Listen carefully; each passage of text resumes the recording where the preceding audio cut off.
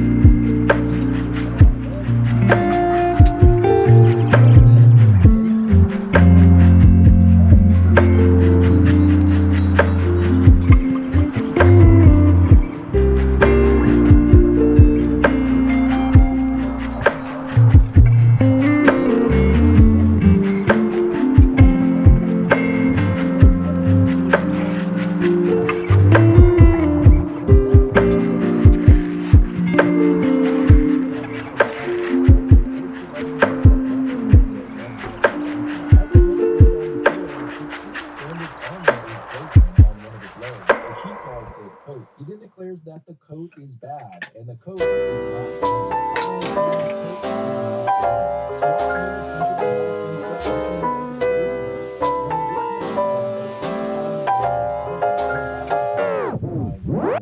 The army self-destructs, tumbling the house and killing the men. Later, when the unit is moving, a woman stumbles across the floor and simply leaps out. Only she has no body on. It's actually pretty sad with kind of wires and metal pieces sticking out of it. I can definitely see the inspiration for a tracking movie. Meanwhile, Red is in the war as he spins to death with a dead look in his eyes. He asks Tinker where Red is, and Tinker simply replies, "Sure." We then see an unseen figure walk in and say, "Well, now, here's where you get funny." Then it cuts to another story about newspapers with the headlines, "Scientists testing on deceased senator's campaign after animal soldier." We then see Mr. Trimble pick one up from the convenience store. He then walks up to the courthouse and finds Hank at the front door sitting on the steps, along with Gambit and Kingpin. Despite some fur missing, they look much better without anything attached to their bodies. Trimble recognizes them and says, "It's a good call," and asks if they need any special care. Hank says, "Just love and attention." Gambit looks like a bit of a bug, and even Kingpin looks pretty sad. The man then says he always takes some spare change though, and Trimble hands him a few $100 before entering the courthouse. The man looks back at Trimble in shock at giving him this much money, and that is the end of the day. So there you go.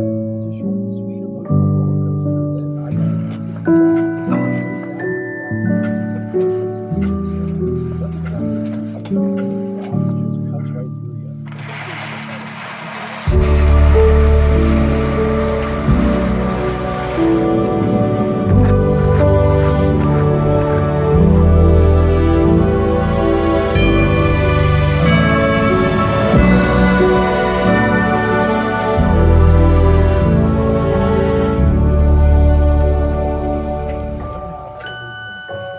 but by the end of the comic, it seems like he's just an ordinary guy. I looked online, and I guess I'm the only one who's confused by this, but it seems like the consensus is that he's a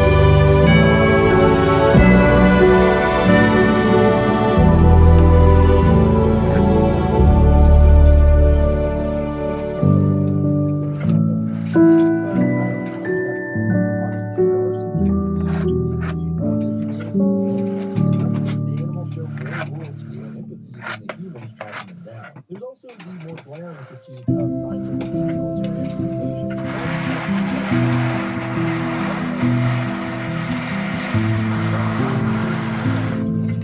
Music, which is likely playing right now, and if you want to see your art at the end of my videos, email me a submission to the address below with a name or social media name. But I appreciate you guys watching at all.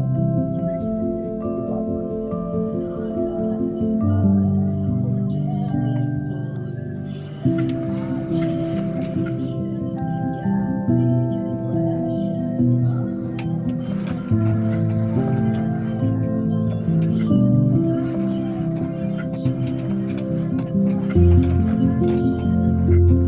Welcome to Star Trek Fleet Command. In this game, you will have to make important strategic decisions that impact your gameplay and player experience. Focus on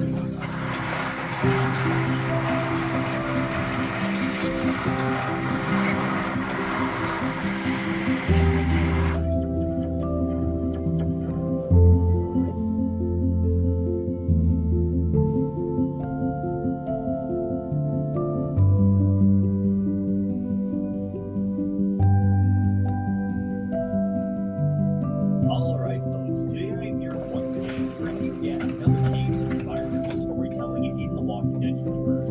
As most of you probably already know, I have an entire playlist of over 20 of these videos which you can click right here, but if this is somehow your first time watching, environmental storytelling is a filmmaking technique where a series of objects or bodies will be laid out in a way that conveys a story to the viewer without explicitly stating what that story is. In today's video, I'm going to be exploring the vacant funeral home scene in Season 4, Episode 13, Alone, which, on the surface, may seem like a rather flat-track story, but I believe may have more to it than meets the eye. I'm going to structure this video by taking you through the scene as it was first presented before going back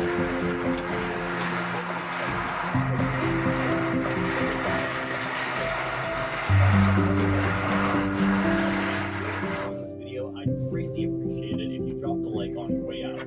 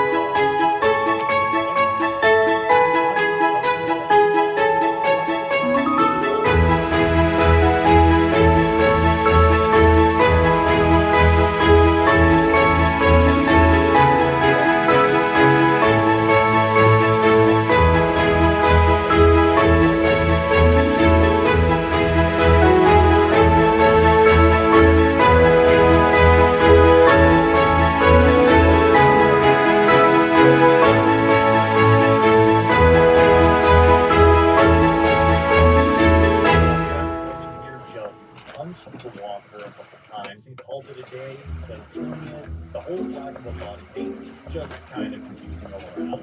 But with all the sketchiness surrounding the cop's presence here at this exact time, the holes in logic with their account of the situation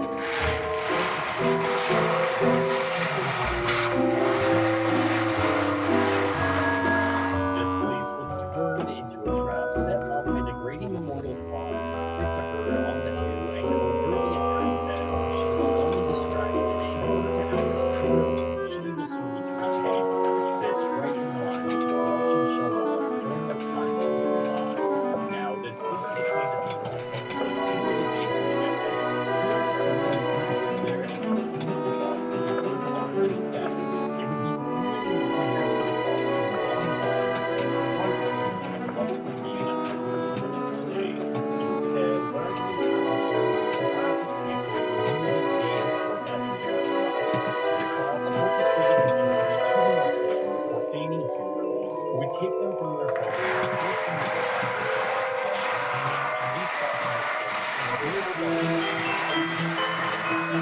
somebody witnessing the unexpected knowledge instills with the desire in a hospital setting. So if you consider the idea that other survivors in the area knew of the funeral home and frequently visited out of honor, perhaps words out of it could just straight up kidnap someone. That wouldn't fit the narrative of owing them for their work. Instead, they fake dire scenarios that force these survivors into servitude. So, in a way, it's as if the funeral home was never abandoned, but simply changed owners.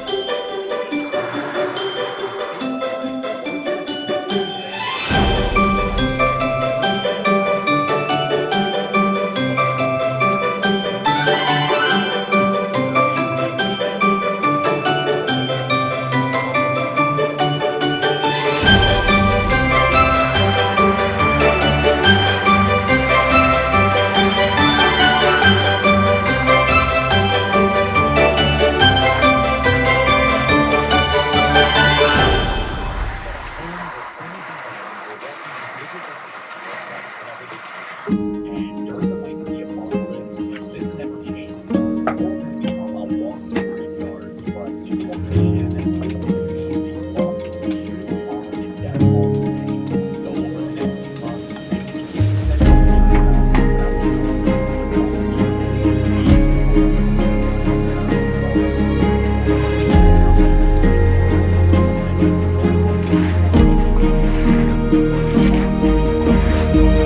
the isolated individual claimed dress up with bodies in the woods, but others would see it as a beautiful way to pay the respects to the lost. And in time, the mortician would begin receiving visitors just like in the pre-outbreak days. There was always the risk of encountering plunderers, but these visitors were civilized neighbors, mostly consisting of farmers who had managed to survive their own crops, much like the children of their family. They came to pay the respects and hope to restore some sort of normality in their lives. And once a sense of trust was established, these visitors would begin bringing their evidences to the laws in order to make them look more exchanging hands with those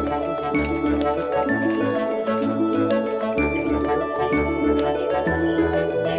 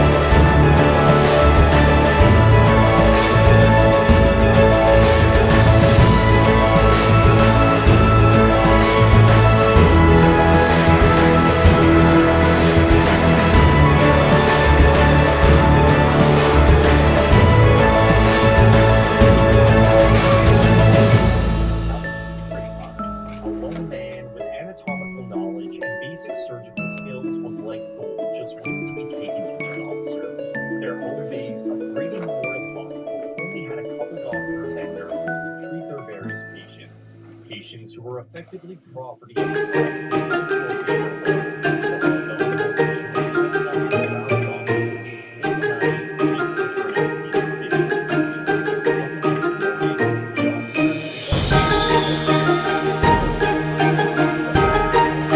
of both the victims. But as they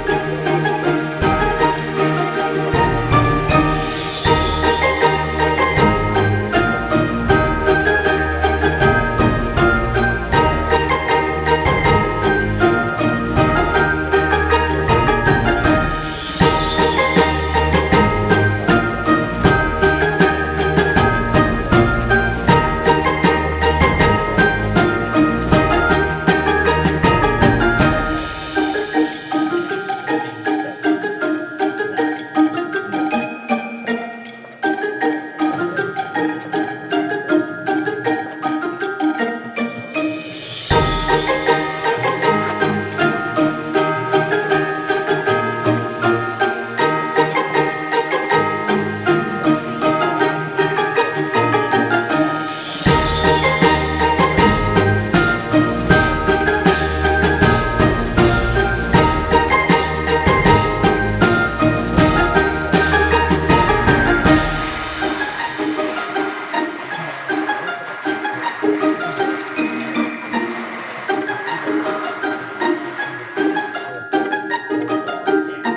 the they would be treated for their injuries. But now, all of the cops were what they took, which essentially meant they were now the property of the officers and had to adapt to their new way of life. Although the officers here weren't finished with the new normal yet, people knew this place and frequently visited in hopes of honoring their legends. It was a trusted location among local survivors. So by the next day, the officers would return and clean up whatever mess was left behind and restock the shelves. They knew somebody would eventually stop in and stay when they noticed the rotation was gone. And when that happened, they would strike all of them. And this is exactly what we see happen with Daryl and Ben. This place was only one of many stops on the officers' travels, and they were watching the entire time, even seeing the dog approach the door and run back into the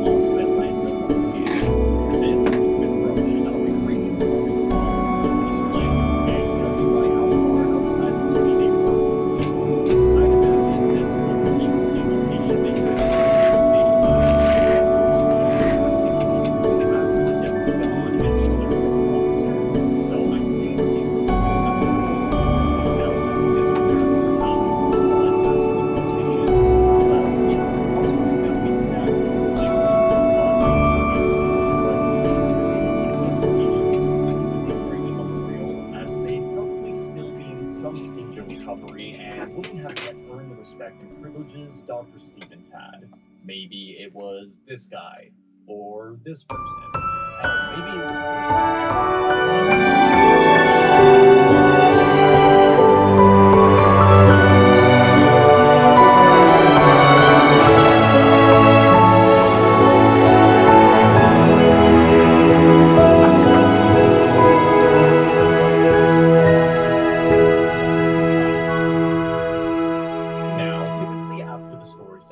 I give a brief overview on what works well and what might be a little dicey in terms of logic. But in this case, decisions have been made on my end. Somehow, with this scene, I completely missed the part that immediately started where we briefly discussed the backstory of the where he claims they died mundanely.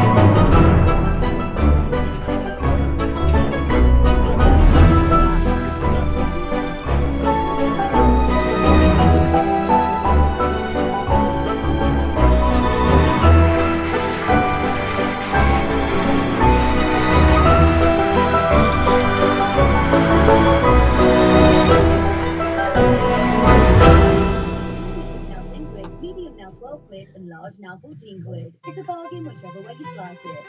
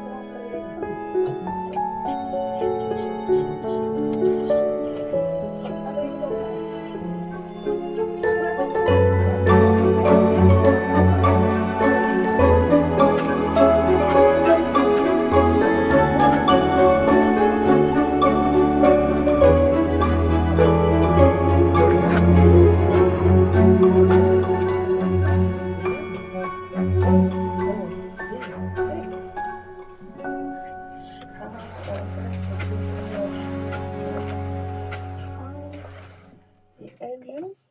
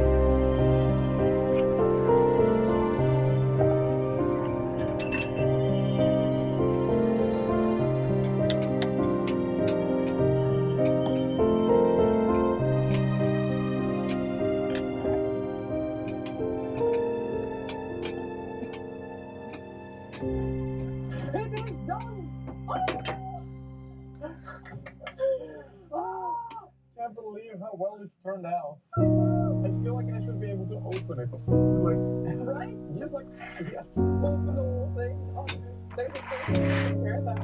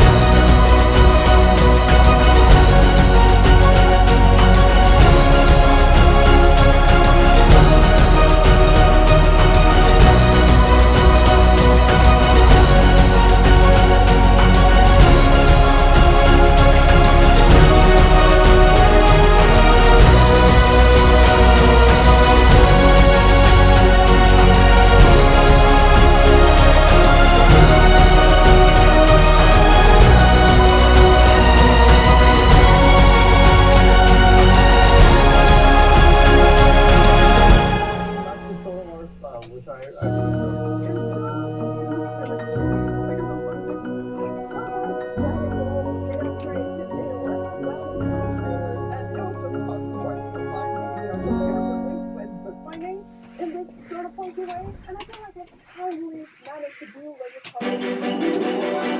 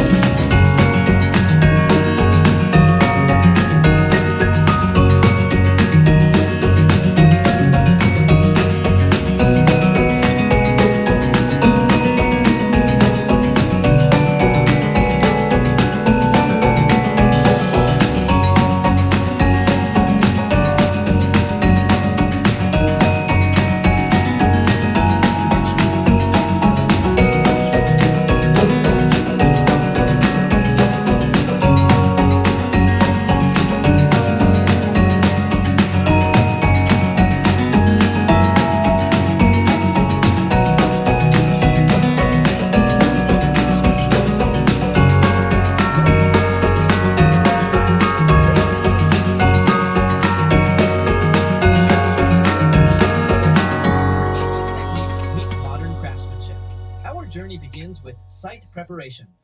The ground is cleared of debris and leveled using a tractor, creating a clean canvas for construction. A cement base slab is poured to establish a solid, stable foundation that will support the entire structure. What makes this project remarkable is the building method. The entire house will be constructed from timber using the ancient mortise and tenon joinery technique. No screws or nails required. The builder begins processing rough wood and logs, shaping their irregular edges with both hand and power tools. Each piece is carefully measured and marked before precision cuts are made with a chainsaw, following the marked guidelines.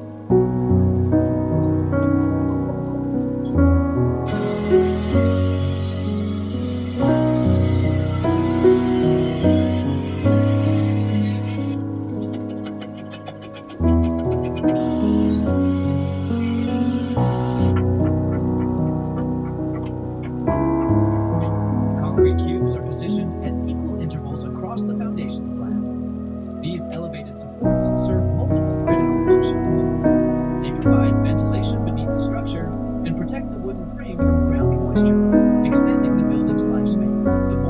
tenon joint represents woodworking at its finest, simple in concept, yet ingenious in execution.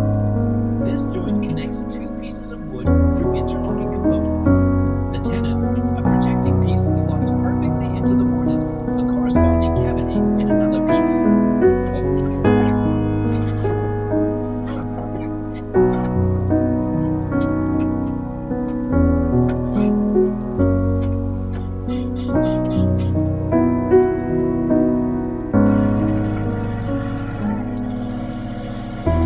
The result is a strong mechanical connection that resists both pulling and twisting forces. Each joint is custom fitted to interlock like a three-dimensional puzzle, creating structural integrity without metal fasteners. Precision is everything here.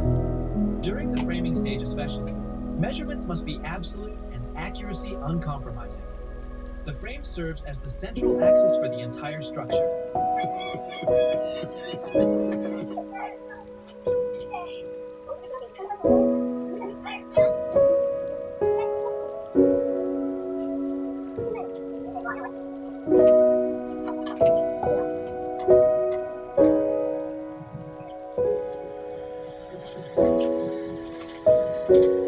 One of the final framing steps involves preparing the structure for roofing. Sturdy roof beams are carefully positioned to support flat planks that form the roof's base layer. This wooden foundation will eventually hold the final roofing material securely in place. After trimming excess materials, the framing for both the main house and roof structure is complete. Hi, Tom.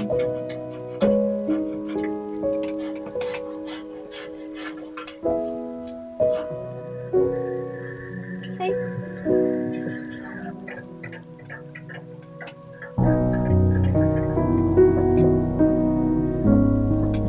It's all right. Tom.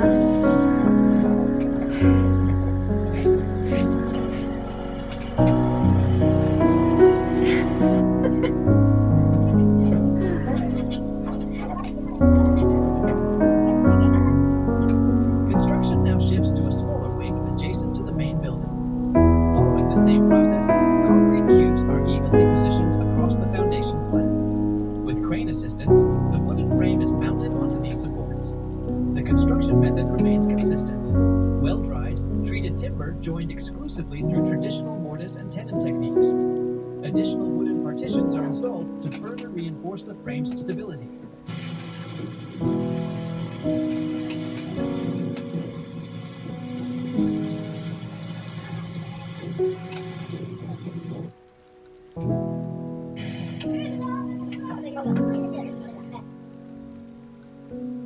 The roofing phase begins with laying tiles across the completed frame. Beyond standard tiles, specialized pieces are used. Verge tiles for edges, ridge tiles for peaks, and hip tiles for angled sections. These specialty tiles are typically installed after the main tile courses to create a polished, aesthetically pleasing finish. Decorative elements like finials often crown the roof apex or accent porches, adding distinctive architectural character. The overlapping installation method ensures comprehensive coverage and weather protection. Each tile row overlaps the one beneath it, creating a watertight seal that channels rainwater safely off the roof. End caps cover ridge terminals, providing additional protection while delivering a professional appearance.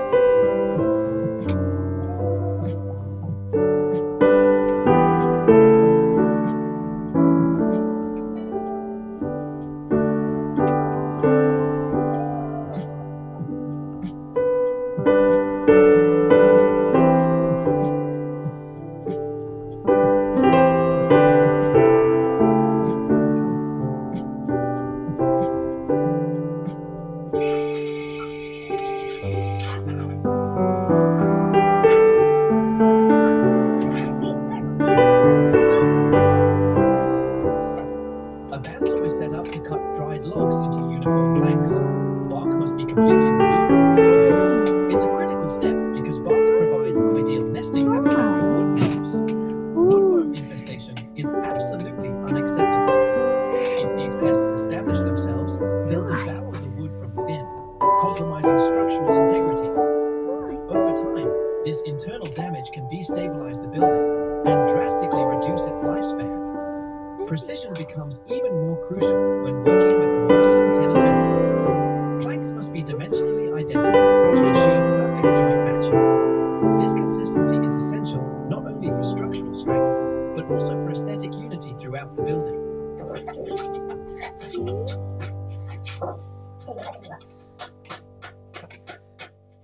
Involving the villagers in the whole tower project, his one last shot at bringing those lost souls back was seemingly too on time. Granted, he was also thinking when scientists got this invention to the core initially regarding the substances which will make the cleaner material. At some point, though, Tobias realized it was inconceivable to believe that those who were lost were finally brought back through the whole he created. And he sent messages out through Charlemagne in the hopes that they would receive the location of the materials to the depths of the archive.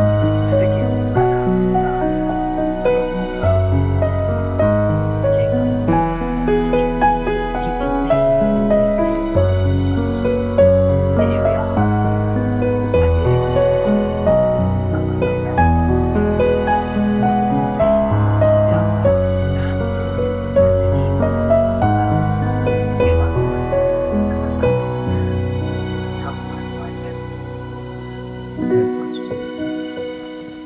The question is, was Tobias' hunch right? He certainly seemed to believe that after however much time had passed, something would finally change. That's where we reach the present, where the game actually takes place. Traders across the region begin to find some strange people.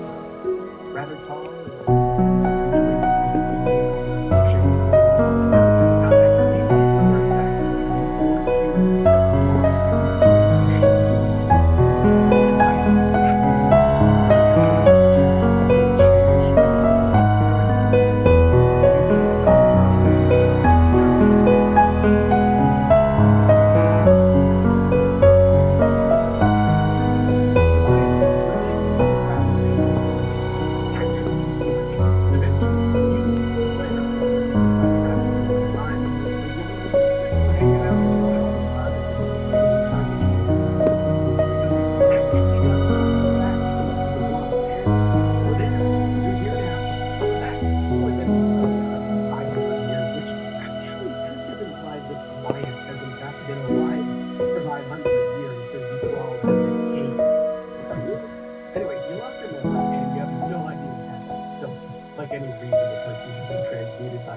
of you start hitting rocks together and gathering sticks to make your cute little beginner tools. From there, you find clay, and it's clay is composable, some melting and pouring metal vessels for the storage items, fuel molds for tools, all before you can finally make the top pickaxe. The mine phase, perhaps you survive on your own, or you're joined by other seraphim, which can be a good or a bad thing. Where is the dry grass? It's in the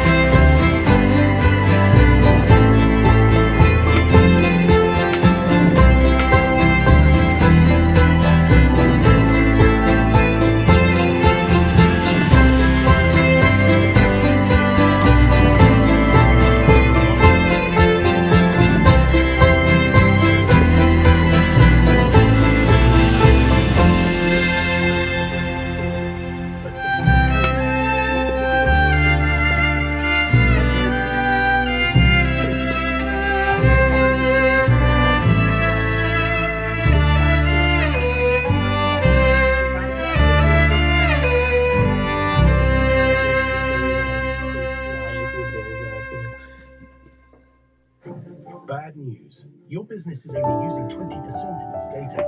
The other 80%, it's all around you, and everyone's searching for it. Untapped opportunity everywhere. Sure, you can look for it all over the place, or you can all over the place.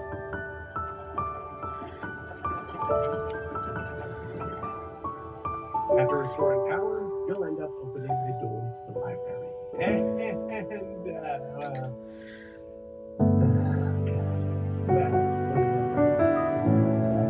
This is like a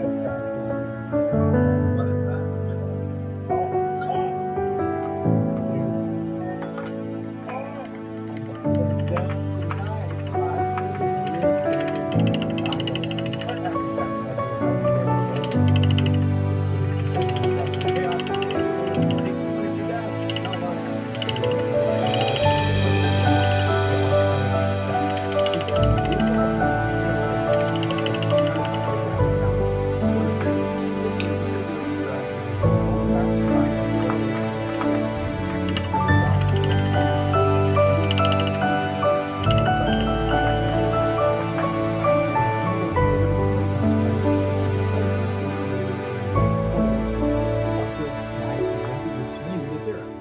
The world has shifted since the old days, and I have yet to find where the archives nowadays. I cannot give you a direct path, but I will have not delivered to some familiar places. You did find your way to Narnia, Spoils, Lazarus, Cardinal, or Palace Quiet. You'll find further directions. If you do not know these lands, well, I suppose try asking one of the more adventurous ones around. Perhaps someone can provide you. I'm afraid your journey is a short one. Only a couple of decades. Okay, yeah, sure. Only a couple decades. You know, not everyone can seemingly live for 500 years like you can for some reason. So I don't know how to make of that. Anyway, after you leave the archives, this is where you'll go because once you make it back to the train, you get some new dialogue options so you can ask about the various locations tonight and now you have to spoil the Lazarus arguments and fun. Most of these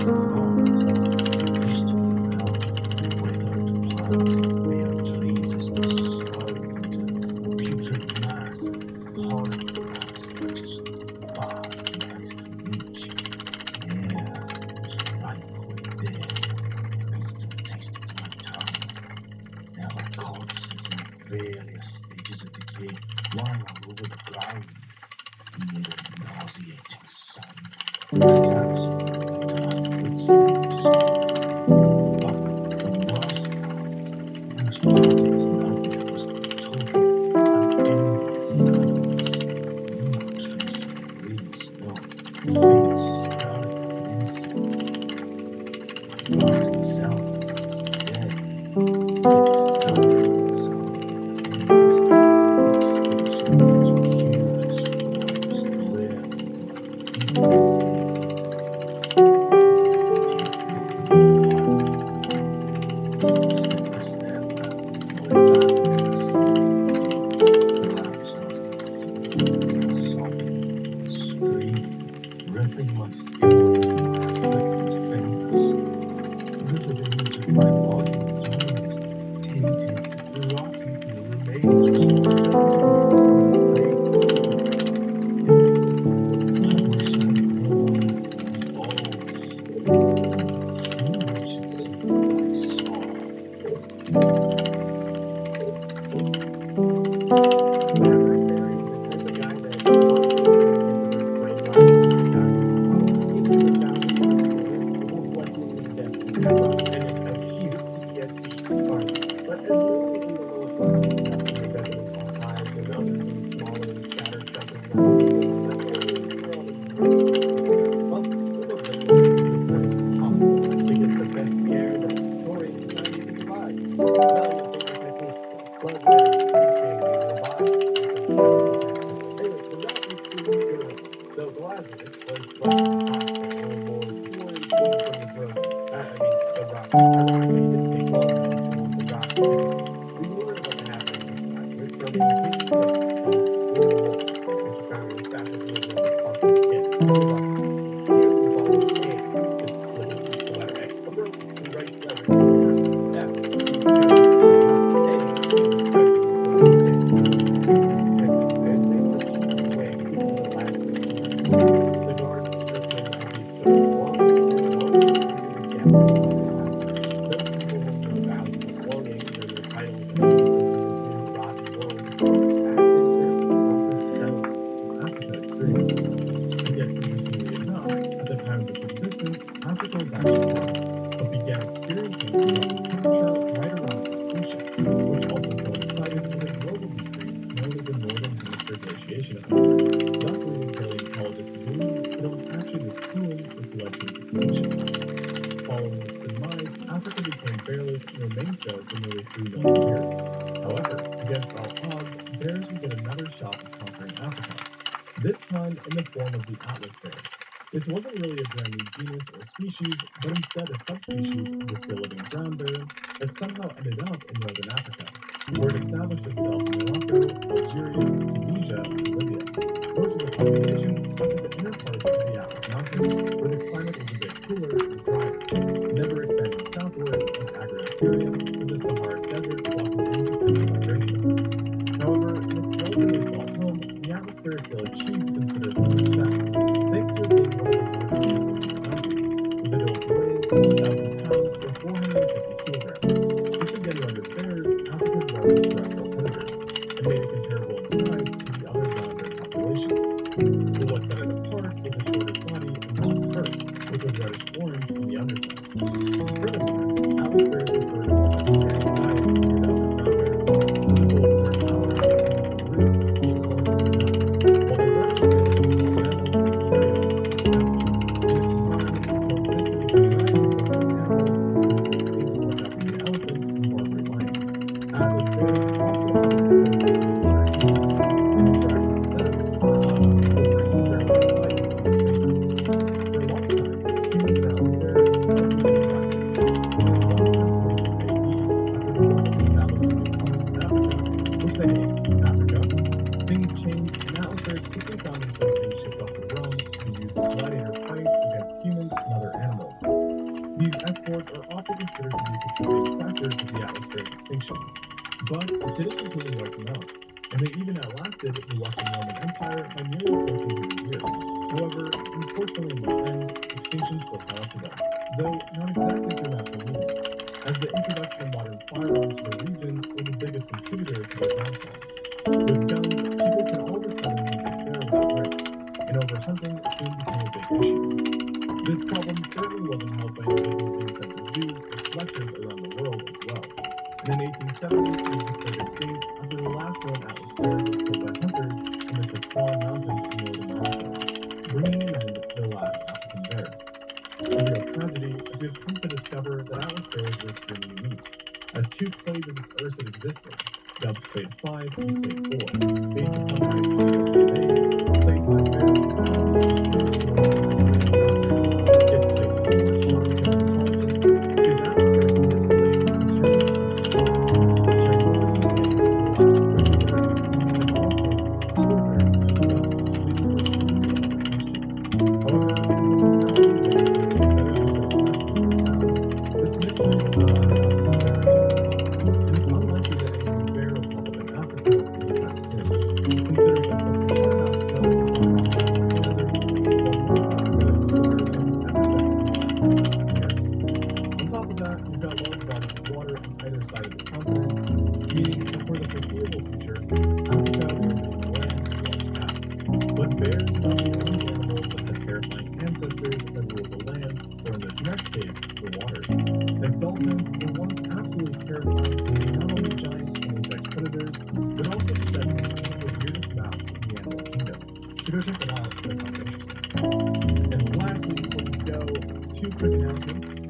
One, I'm super happy to let you all know that I just launched another channel, this one being called Well, today I'd like to explain how that happens, how people on the internet can spot things with strange parents that they might not be aware of themselves, clues as to why maybe their children decided to estrange themselves from them. And the context is, this video came across my feed of a man basically saying, if you're estranged from your kids, it's always your fault 100% of the time. And now, I don't necessarily agree with that. I've said it before and I'll say it again, there are billions of people in this world. There are certainly bound to be, rare cases where it's not always the estranged parents' fault. But what I found more interesting in the video itself was the comments underneath it of estranged parents, in my opinion, kind of telling on themselves, kind of showing us exactly why their kids don't want to talk to them. And so in this video, I'm going to break those down. I'm going to look at these comments that estranged parents left, why from an outside perspective, honestly tell that they're using a lot of harmful techniques, that the way that they're thinking about the estrangement is probably not healthy, that they're taking part in harmful protectionisms, harmful body distortions, harmful behaviors, and they're putting it all out to this video. Let's get started.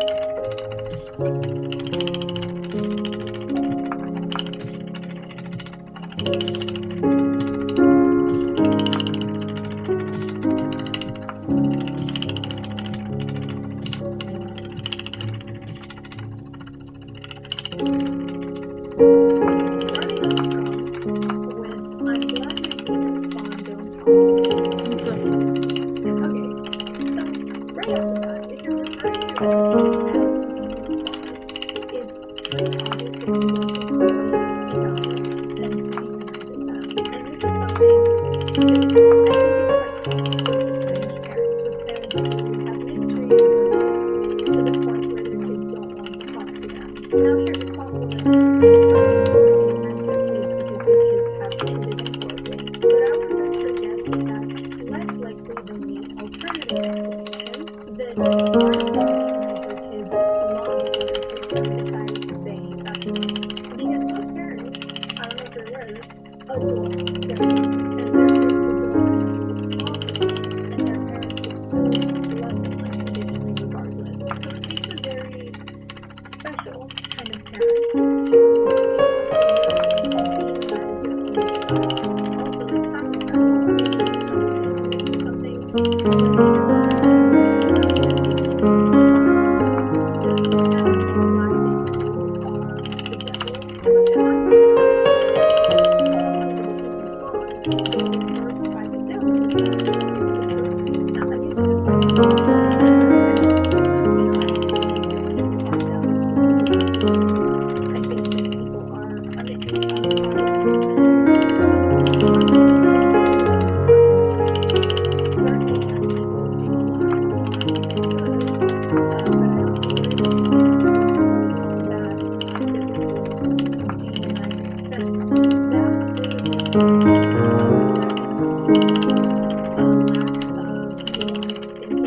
dialectical thinking about the true nature of the complexity of the world, the complexity of people, the multi-layeredness of people, that if a parent is moving through the world in that way and they see things as black and white and they see people as black and white, that probably leads to some really harmful parenting choices. There is a defense mechanism in psychology known as SPIN, which is an exposure mechanism between people that are all good and people that are all bad. We see this a lot with particularly narcissistic and borderline personality structures, and often what determines if a person is devalued or idealized largely depends on how that person serves you in life. So if somebody makes you feel better, makes you feel less than, or brings up feelings of shame, you go on to completely devalue and demonize them. And if somebody is feeding your ego and making you feel good about yourself, then you go on to idealize them. Another really common example of this section are just straight up personal attacks. He lives in La La Land. I think he has childhood issues himself. If you have never been through it, close your mouth. So rather than me actually rebutting what this person is making in the video, a lot of these parents, because let's be honest, my condolences are a strange parents who make these comments, are simply resorting to backhanded attacks or simply saying, like, you're crazy, you have childhood trauma, just shut your mouth, I want to silence you. It's really interesting because you see this with my own kids. Sometimes I will make videos on estrangement, and the comments I'll receive from estranged parents are things like, this person's creating every single word because the estranged woman. And this person is pretty open to share stories and issues, as they have read the first 45 together.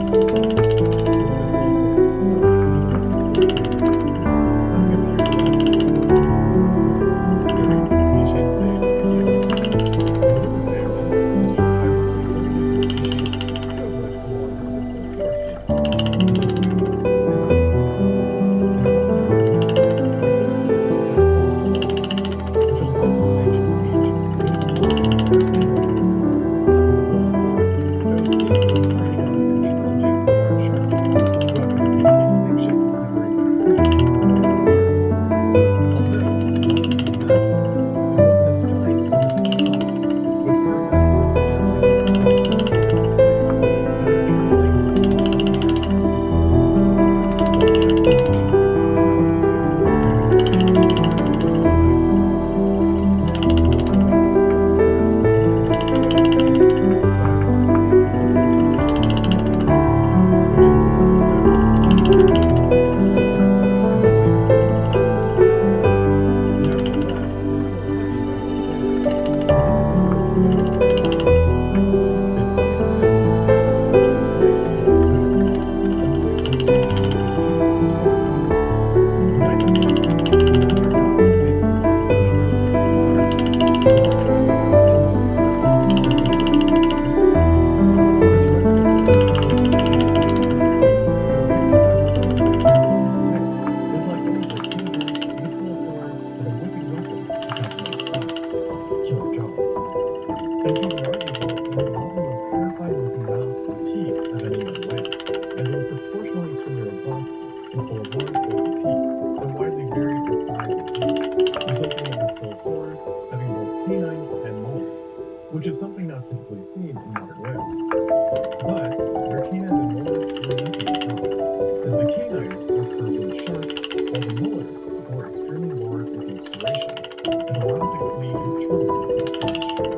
The presence of these two types of teeth further meant that it likely chewed its food, a hypothesis corroborated by extreme wear and tear done on them, which also implied that it could chomp down a ridiculous power.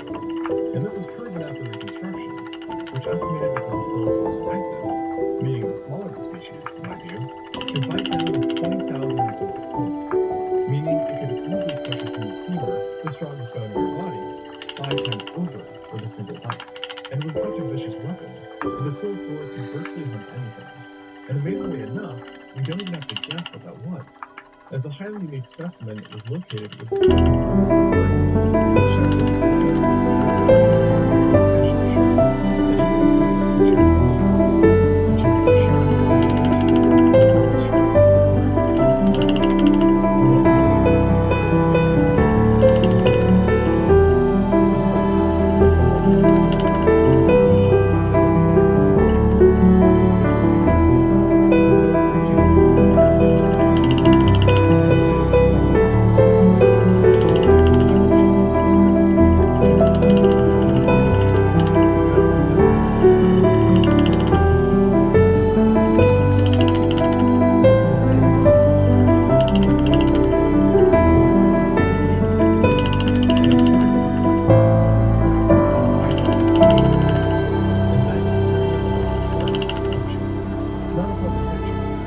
animals that are calculated on the crystal source include a variety of kinds of sardines, sea turtles, tiger sharks, and at least 2 other kinds of whales.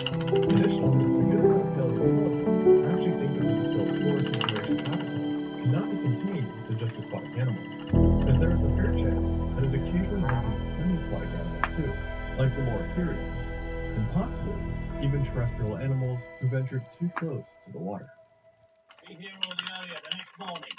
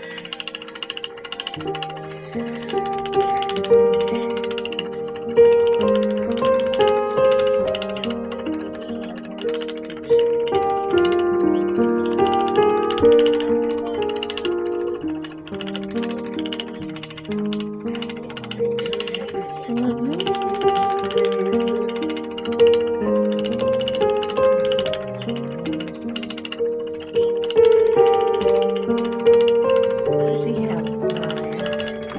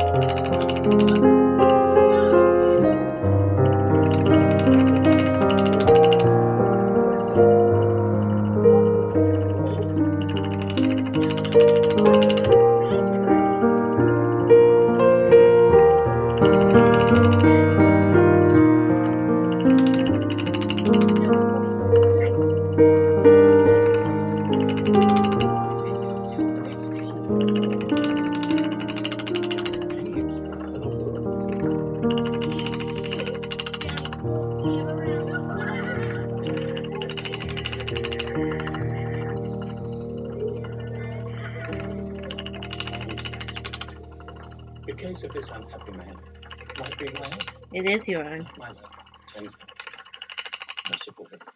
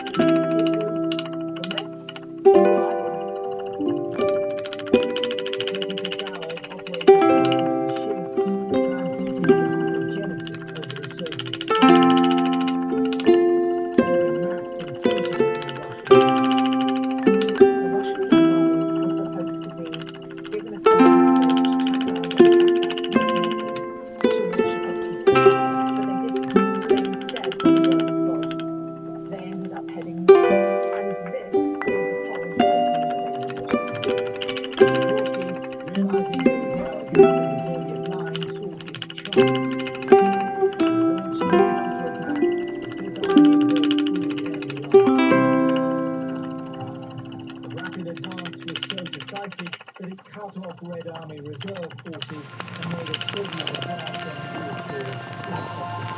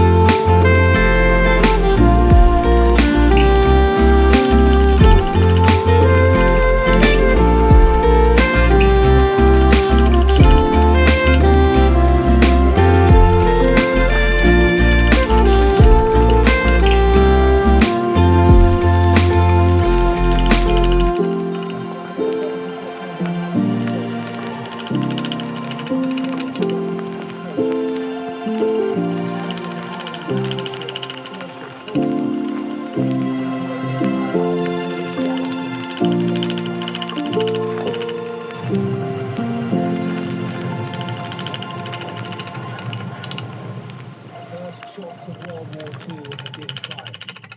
Nazi Germany was invading Poland.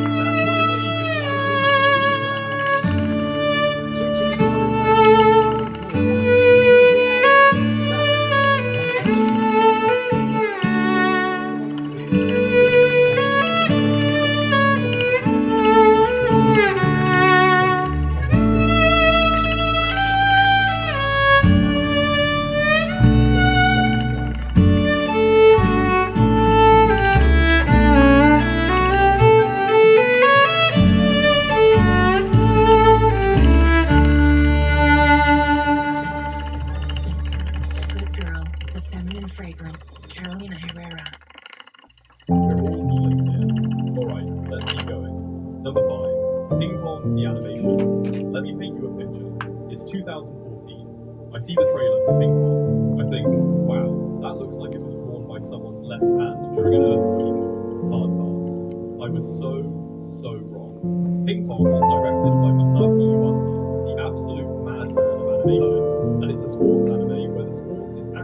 metaphor for living an authentic life.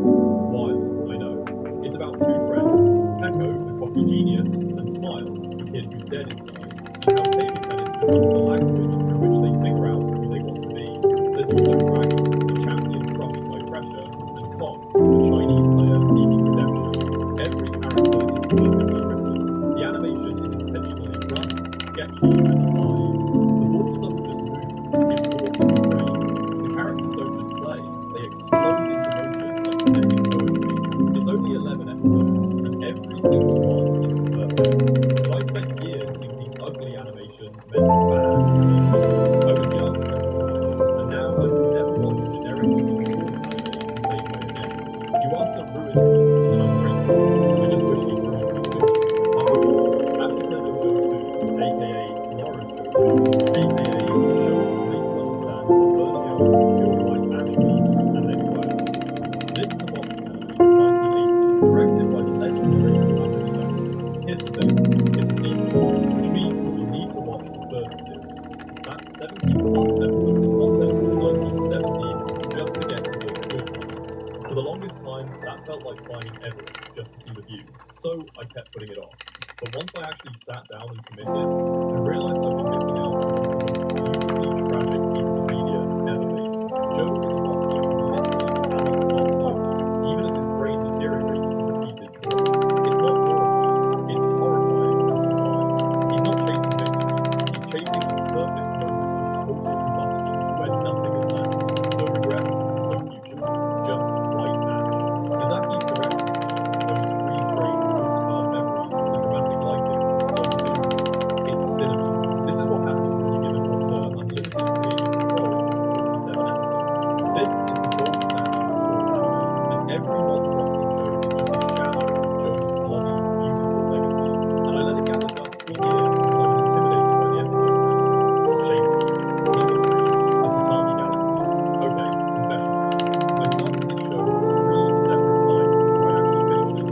The protagonist narrates at the speed of a calculated engineer, and if you're reading subtitles, it feels like you're reading a opinion piece. Add in the art style that looks like a fever dream, and I kept bouncing off it. But the fourth time, I locked in, and it changed my brain chemistry.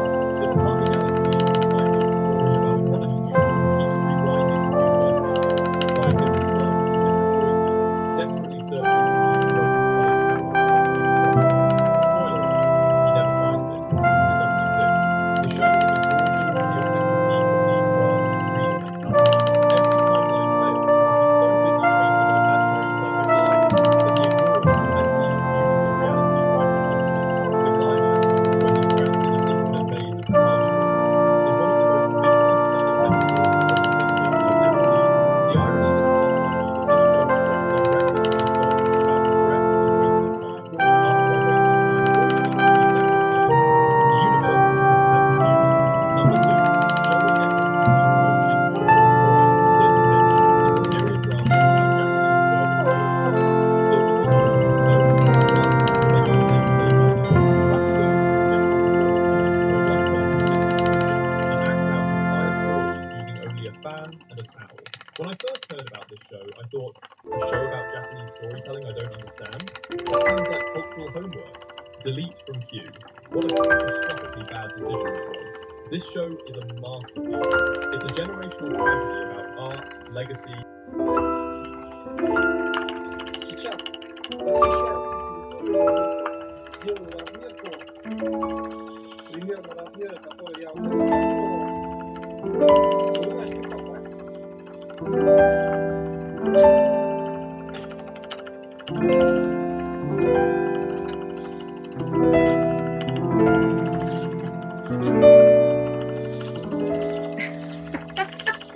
What are you doing, Briar? Oh, you look mighty happy up there. Are you displeased about the light being on? Oh, big yawn.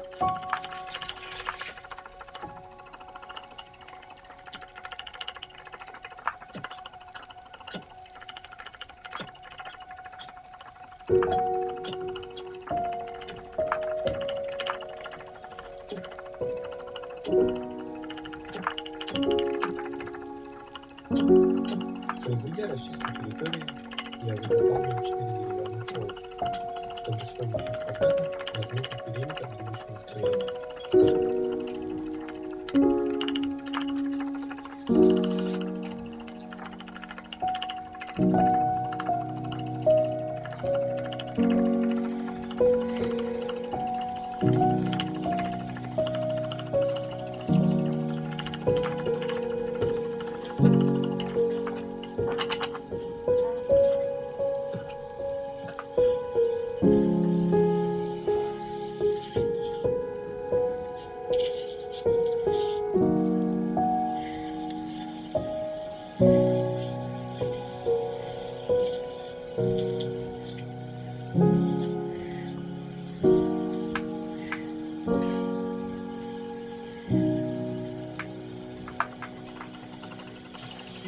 землянки определен, это уже двигатель съемный, примерно кому 25 по 30 сантиметров с каждой стороны. Не поймет. Работать предстоит немало. Надо начинать потихоньку.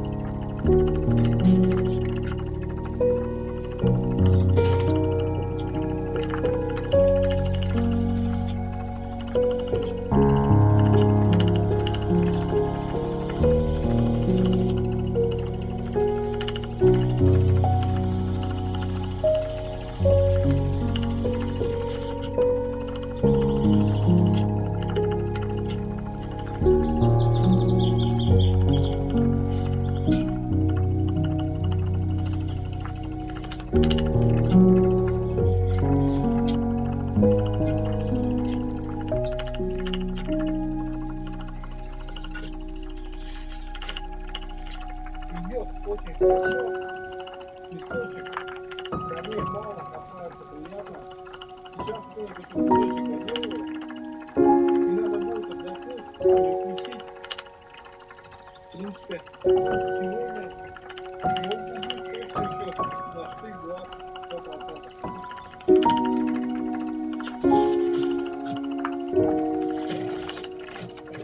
Whoops. He knows his camera.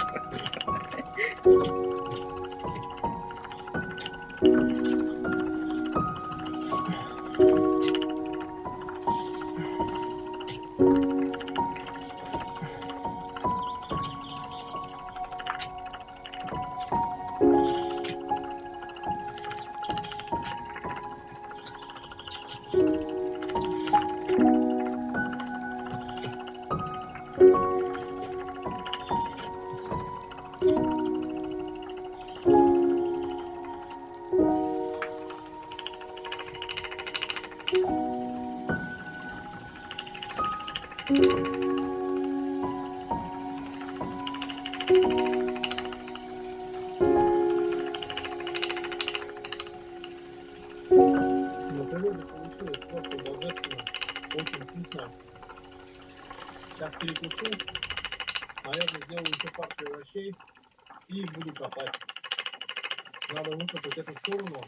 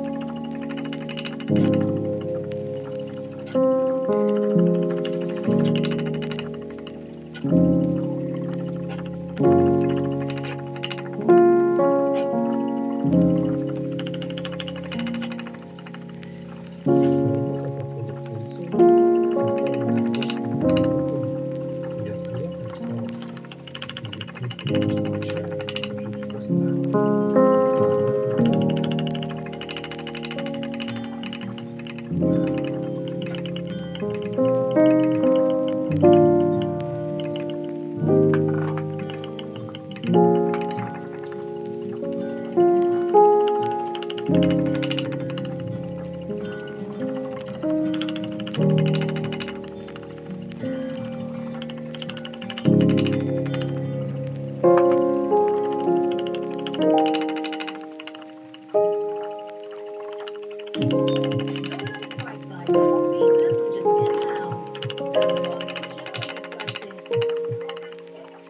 Unbox the real deal. Shop Fox Fresh or pre-made sneakers. eBay's authenticity guarantee.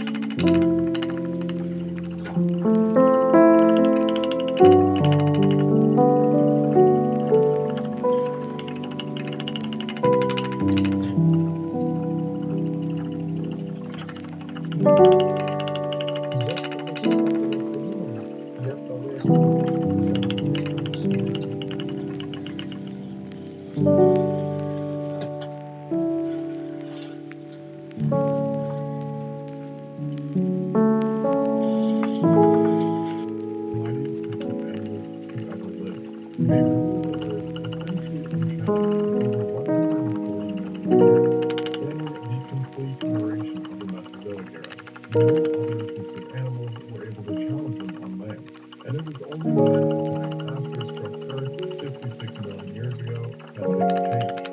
The impact event was catastrophic for all life. The dinosaurs were especially affected, no thanks to their large sizes, and within a short amount of time, all non-avian dinosaurs were no more. However, this wasn't the end for the pair of lizards as one group managed to persist, the avian dinosaurs, aka birds. This group of familiar animals are indeed dinosaurs, and specifically belonging to the theropod. Today, they are found throughout the world and represented by over 10,000 living species, which is no doubt very impressive. Albeit, no living species of bird possesses the imposing presence that the non-avian dinosaurs have. However, not long after the demise of the non-avian dinosaurs, there was actually a family of herbivorous birds that emerged that came remarkably close to becoming just as terrifying as many of their predecessors. This menacing group of avian dinosaurs mainly resided in South America and created a powerful dynasty that lasted for tens of millions of years. These were the Velociraptors. This family of flightless avian dinosaurs are more commonly referred to as the theropods, and rightfully so. All members possessed large hooked beaks, powerful necks, and razor-sharp talons. Additionally, multiple species of this group managed to grow to absolutely massive sizes, with a few even being some of the largest Cenozoic predators to have ever lived in South America, as well as being the largest carnivorous birds of all time. However, they didn't start off as giants. Rather, they came from humble beginnings with the first known member of the Paleoslothers. This primitive pair group originated in what is today Brazil. It existed roughly 53 million years ago during the early Eocene, a time when the Earth was both extremely hot and experienced heavy rainfall. It was one of the smallest and slenders members of this family, with a growth only achieving a height of 1 meter or 3 feet, which is about the same size as a stork. Its small size, though, granted it an enhanced level of agility and speed that allowed it to become a successful predator in its environment. But it was likely not an apex predator, as it was greatly outsized by other carnivores in its area, which included a variety of crocodiles and snakes. Fortunately for the carnivores, and less so for others, they would not stay small for very long.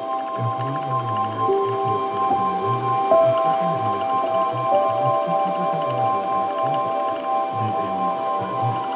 This size increase was extremely impressive, but it was worth peak claim to fame as its neutrality, so to speak, as it is the only known member of its family to have lived outside of the Americas, and which remains to be located in both France and Switzerland. Its larger stature made it quite the killer, and stopped it possibly trading between small prisoners and primates. It was no doubt an extremely successful year, but despite its success, it was still only one case out of many where the carnivore could eventually grow a bigger and scarier one. The orangutan in particular emerged to one of the largest of heights, and it was one of the most respected predators of its emerged, and they are the carnivores, the Parasaurolophus.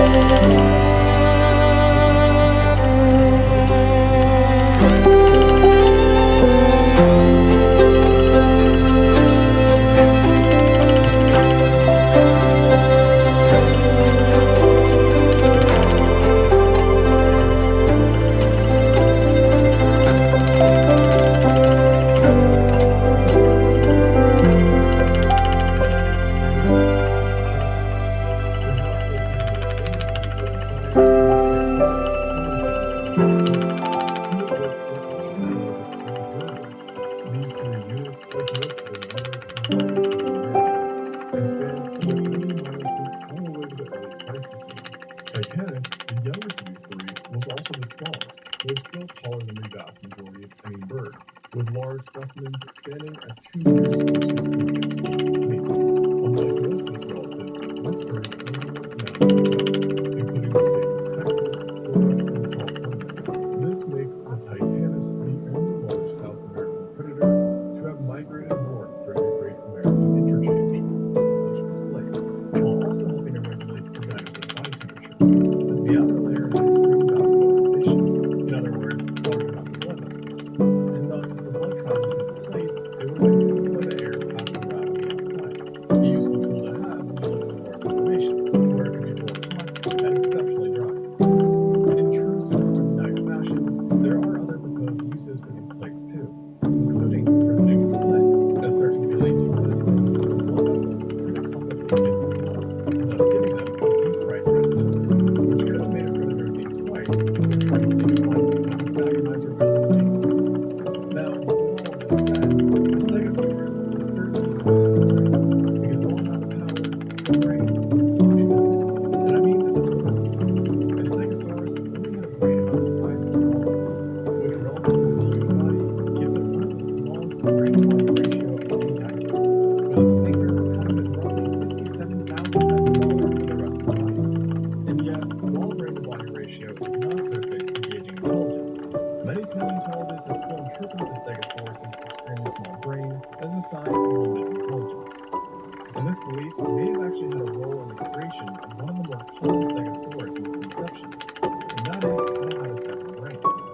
After Stegosaurus was first described, Marsh discovered what he called a large canal in the hip region of the skeleton that could have fit an organ at 20 times the size of the brain. To him, this organ was another brain that he theorized was used to control the back part of the body.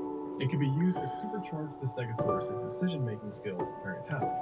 Although we now know, of course, that this is not correct, and instead it turns out that this canal housed a structure not unique to Stegosaurus, a glycogen body. The exact function of this organ is unknown, but scientists reckon that it has something to do with regulating glycogen throughout its body. Surprise, surprise. And now, to be fair to the Stegosaurus, while relying on a walnut-sized brain does hint that Stegosaurus was not the sharpest tool in the shed, it should still be understood that you don't need much brain to carry out simple functions, like eating and knowing when to smash an attacker with your agonizer. And if brains did fail, then it could still rely on one more advantage: numbers. Like many Jurassic herbivorous dinosaurs, Stegosaurus lived in herds, at least sometimes, as discovered trapways in Colorado showed that up to 4 to 5 individuals traveling in the same direction, while another trackway showed a baby and presumably their parent walking together. This would have helped to dramatically increase protection, especially for the young, and was essential to Morse information given the number of carnivores. Yet for larger dogs, it's a different story, as they likely needed more protection, spending a good chunk of their lives as solitary creatures, and demonstrating just how effective the Stegosaurus was in keeping predators at bay. On top of this, while not specifically a carnivore deterrent, the Stegosaurus had some pretty messed up teeth too, that were unlike anything seen in other ornithischians, as its teeth, numbering around 78, had strange indentations in the top that gave them the appearance of being a bit sharp. Not to worry though, because Stegosaurus was still undoubtedly a carnivore. It's just that we aren't really sure how these odds could function, the best guess being that they were designed somewhat to mimic the first writing material of each brain, which based upon its scope operated in an up-and-down fashion. Given its habitat, paleontologists think that the plants included in its diet consisted of mosses, ferns, horsetails, cycads, and worms, which were abundant in early Jurassic. It was perhaps thanks to these plants that Stegosaurus achieved its second range, showing it in 5 different states in North America. And not to mention that it would have been natural too, as remaining Well, most people aren't interested in this sort of life. It's quite a bummer. And hang out if you address me as sir. Dandy. Imagine if people did this in like professional contests when you enter a flight or whatever. Instead of saying, hello sir, welcome to our flight, you just call me daddy instead. Hello daddy, welcome to our flight. I would have mixed feelings about it, but I'm also not entirely against it. I think it would be really funny. Oh wow, really? Based on your growth attitude, your trash opportunity, hey sir, I'll be more likely to admit you.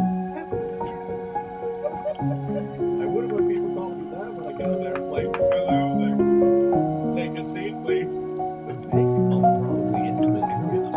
Okay, stop. Here's a little sausage slicer or a sausage. Would you like to use somewhat comment? Can I tell you something?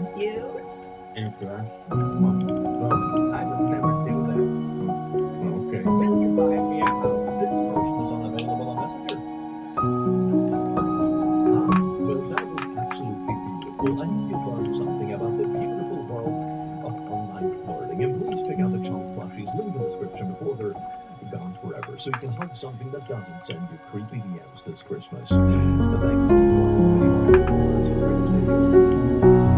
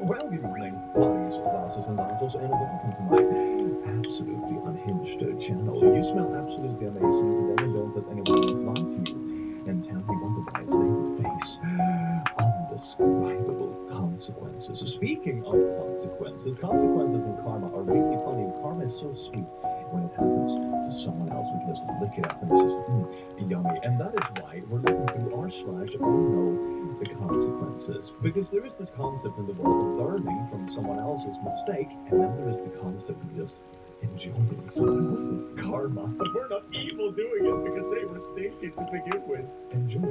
Mwah. I feel like this entire video is just gonna be like justified pettiness. Let's rock, baby. Oh, stupid kid trying to push the puppy into the water, but the puppy is not having it. Oh my God, payback, puppy! Take that, stupid kid! That's what you get for trying to push puppy. It's a good day to learn your lesson through raw consequence. My husband has a beautiful singing voice, but one morning I was in a foul mood, and he was singing. So I said, could he stop? And his singing would crack concrete. So with the microphone, he is not coming out for how he sings. I could stop in my life. Relationships. I remember so stands over by giving the victims their own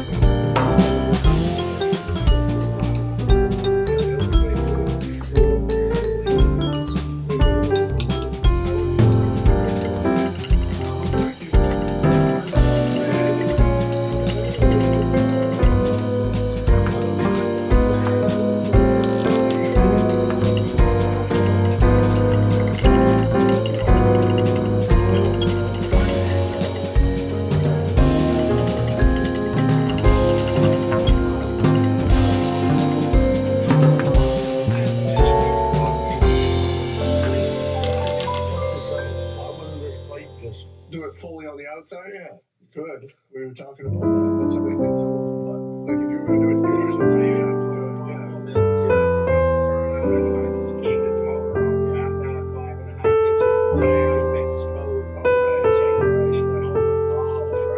only way you can do it that way is have the water be completely flat.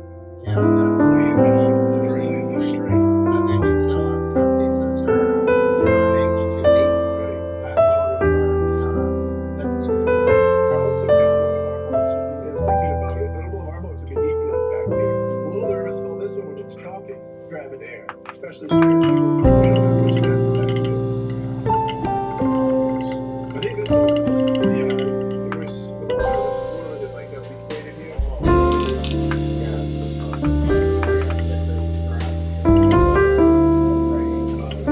Just if it's choppy, start to do it, you can grab a little there, but I think it's the water was going to do it. All right, so let's get ready for at least the big part of it. The only thing left to do on the first one now is cleaning it up, finishing it, and feeding it. It's just going to get done quickly do the bottom thing. Structurally, it is complete and the shape. I'm very happy with how it turned out. It's solid. Very good.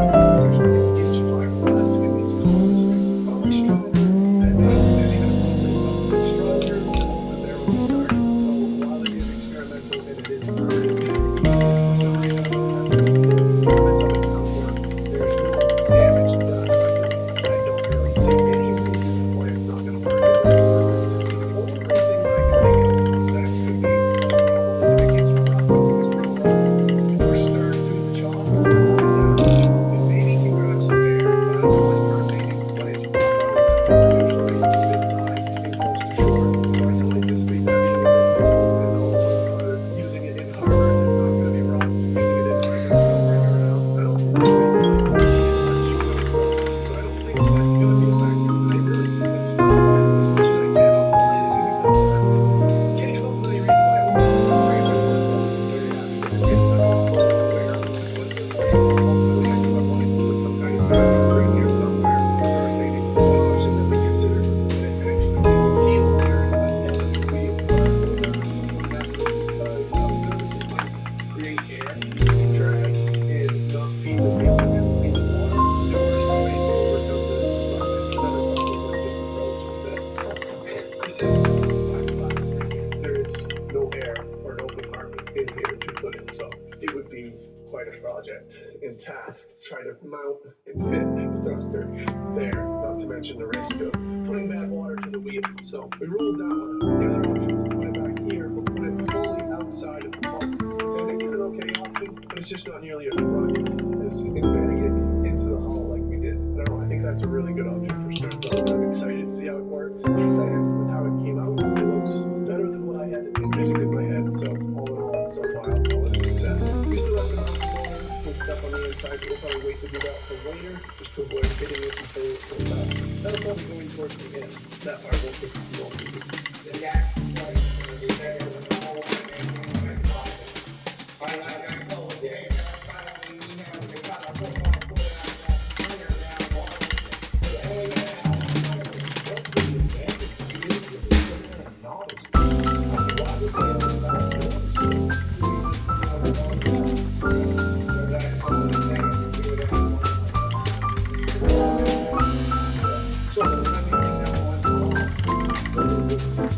So,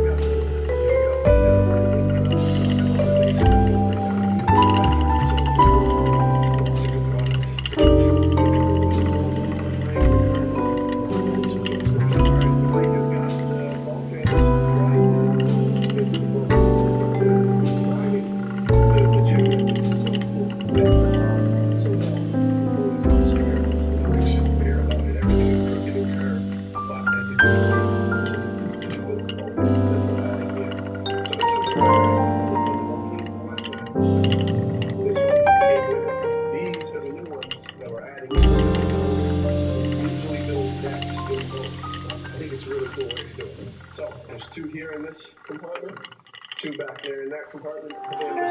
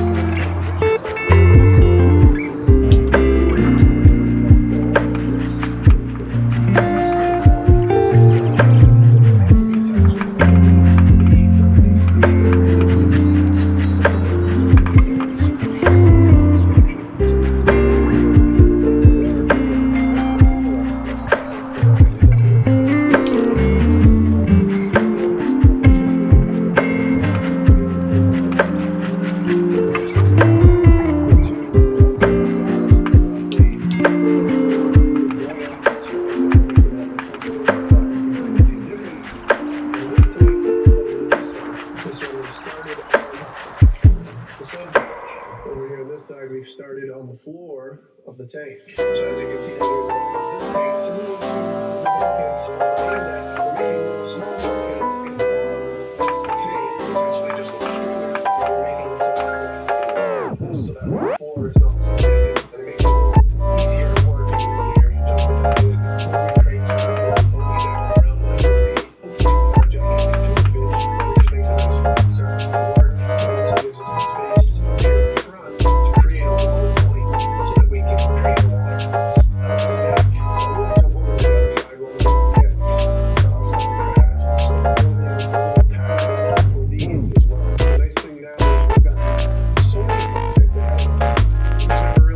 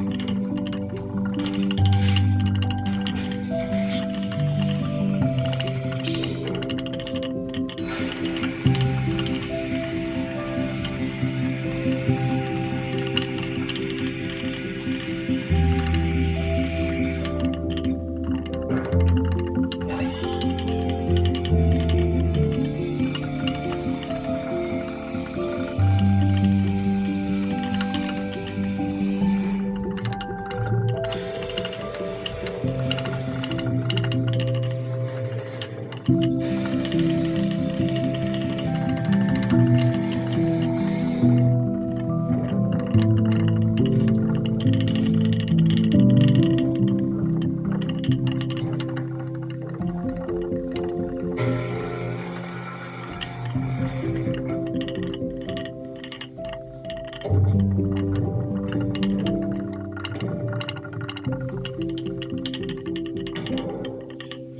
starting the big shape, you can actually start to visualize what the floor is going to look like. You can start to see where the floor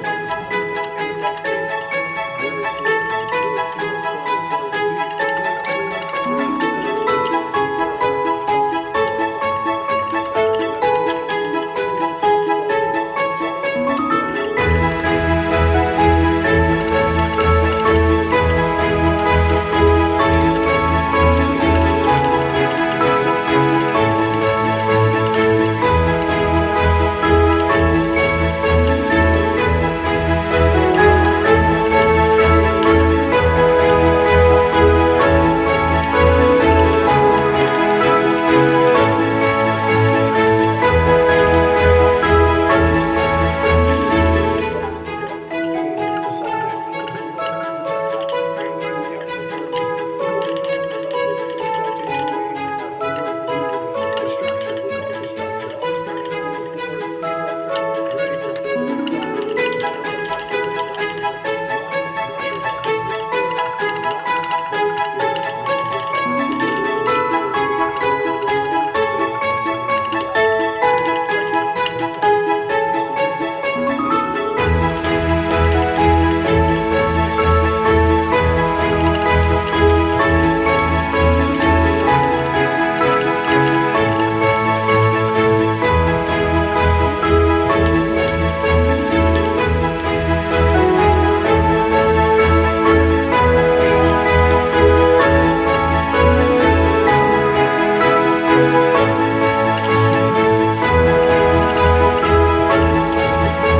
be. Really not the great Welcome to r/facepalm. Did you know that emotional sporting is still on sale for still a very limited time? Oh my god! At the time of this recording, we are just about to hit 10,000 plushies.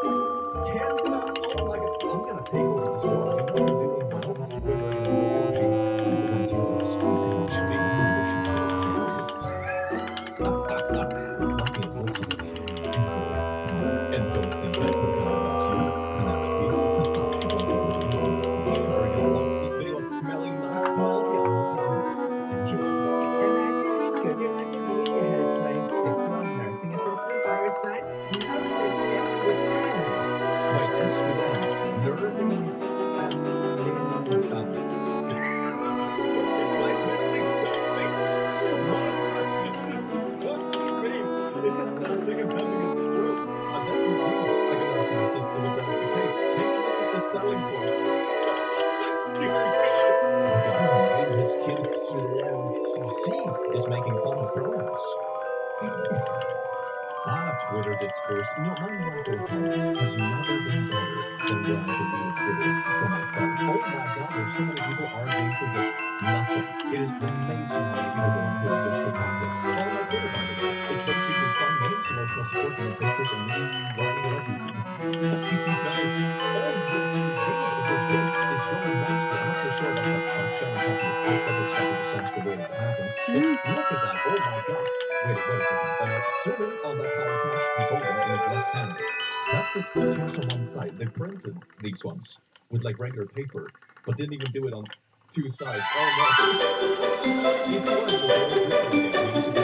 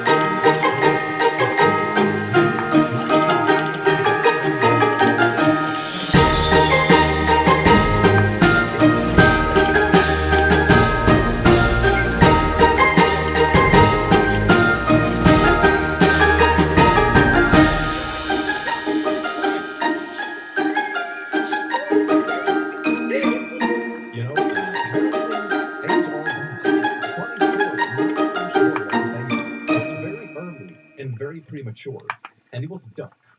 But in Swedish, of course. And yeah, that was my first word. Super early and everything. I think maybe there's something spiraling with me and ducks. You know, it started off pretty chill, but nowadays it's an issue. But you weren't there. Thank you. That's pretty cute, actually. That's pretty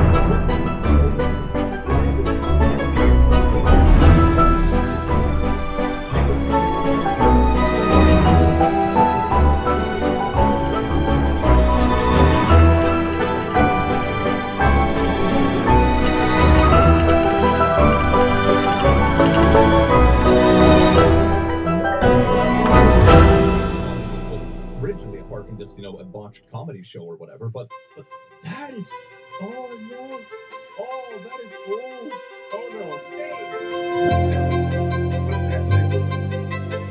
That doesn't mean you need it. Why would you buy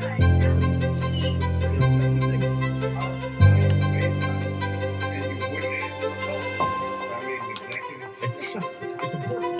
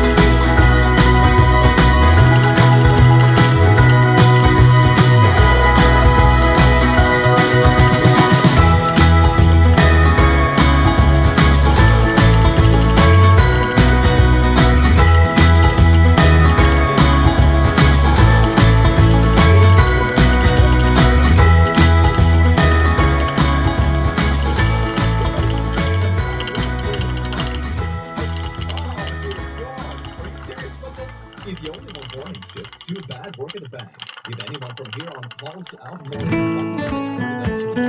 Do you know how many 125 years of gold has been so far? Well, that's zero by the way. One party is being overly cynical, trying to use the best spread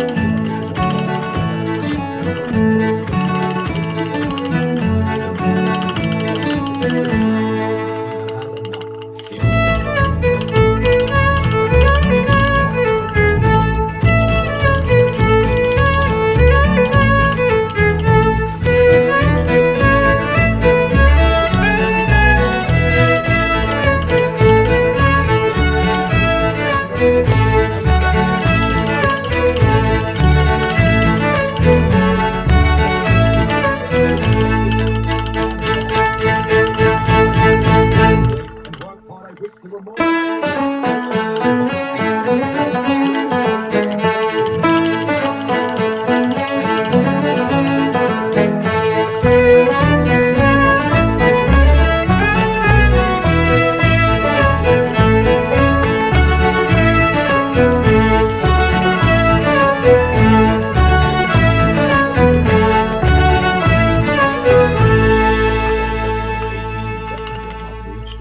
sick every day. But on the other hand, I also know the undertone of this is because they didn't like the way certain things went, so they're blaming it on that immature youth that they didn't know how to vote. So, I think that was a good thing maturity aspects, but this is not a fact. This is not a jail after asking 8 months for loan. Is that so? I mean, how screwed that all back? Isn't that awful? At least.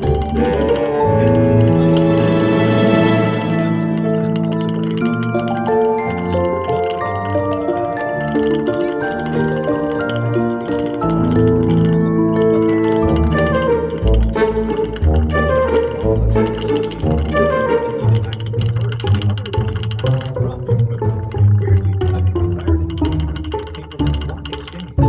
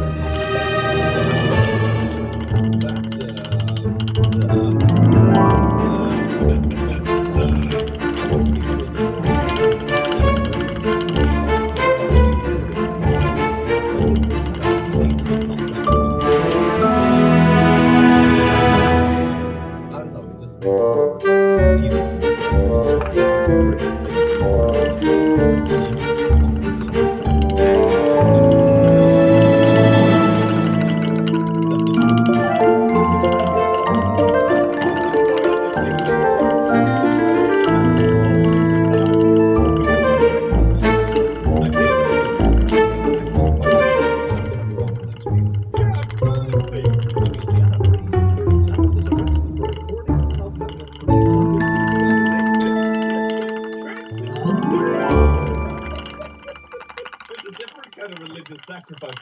Oh yeah, just get them all together. Do you usually say that sharks and sharks being insane is a sin or something like that?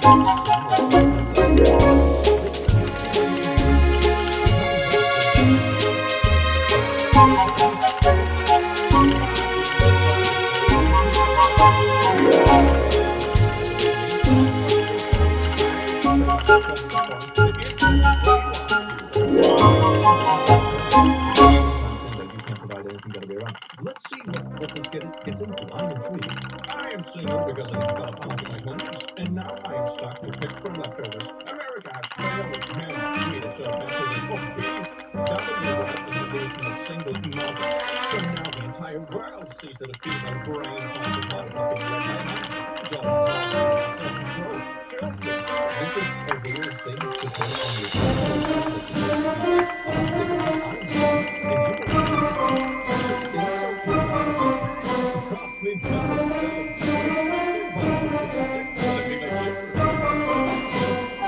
they're like so many episodes, like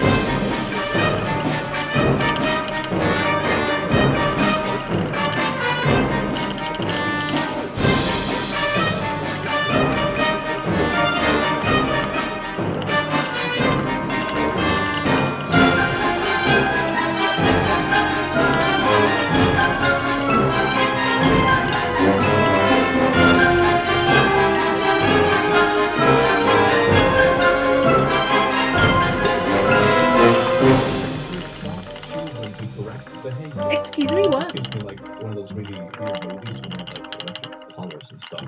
The judge for children with disabilities can continue to use electric shock machines. Alright, great. Yeah, that's wow. Is this I didn't know we went back to the 1950s.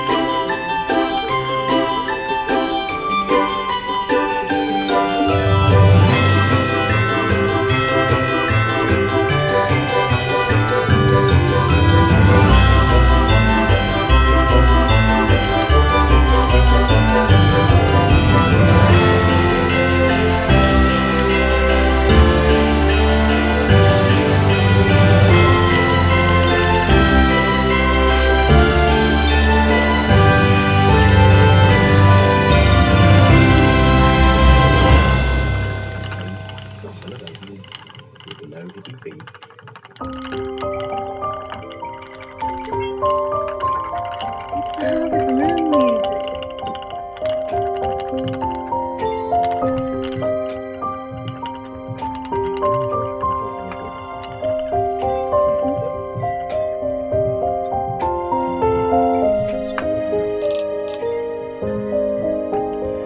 Isn't it?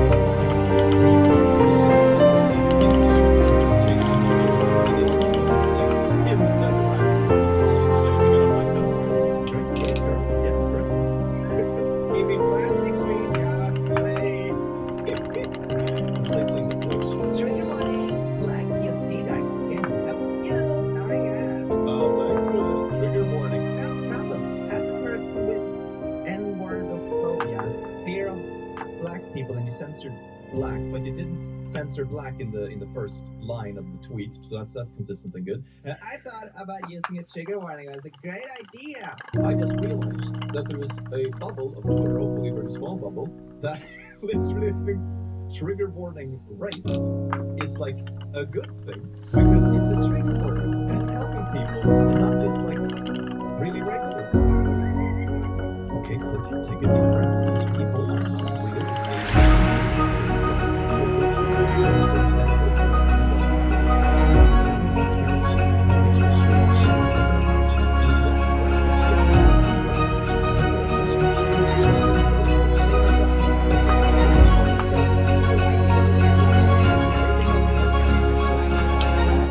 I've heard of like shoehorning people.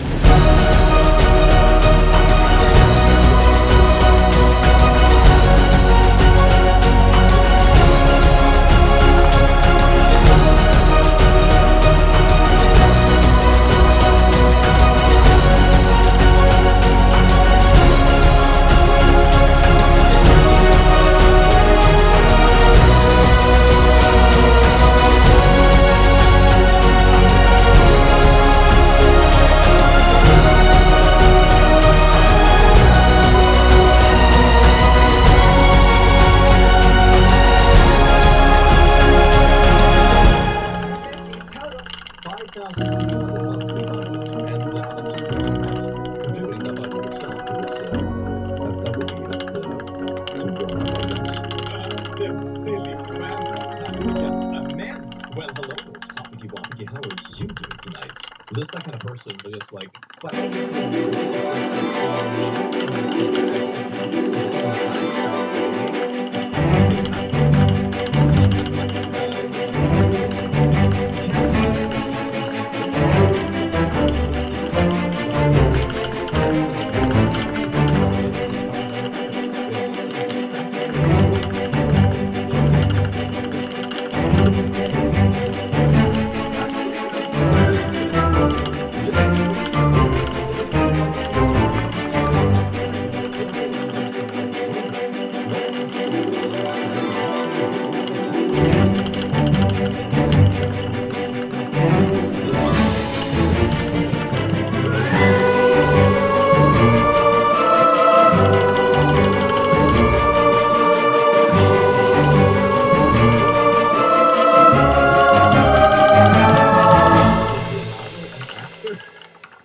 what?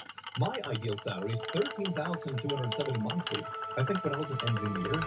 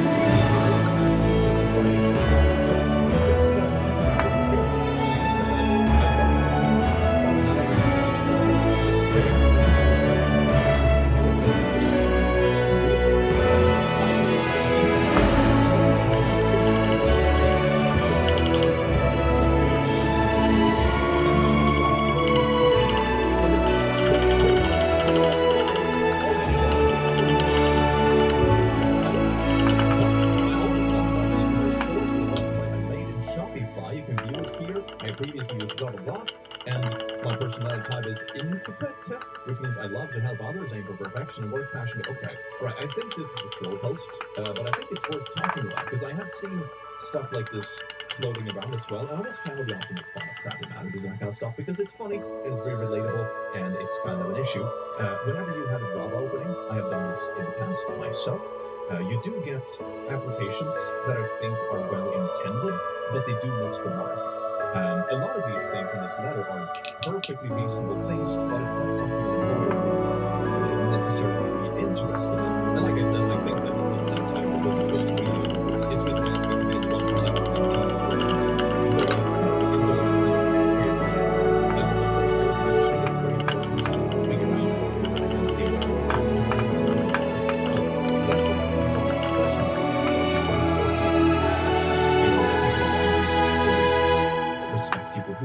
pricing for that kind of size would be bad.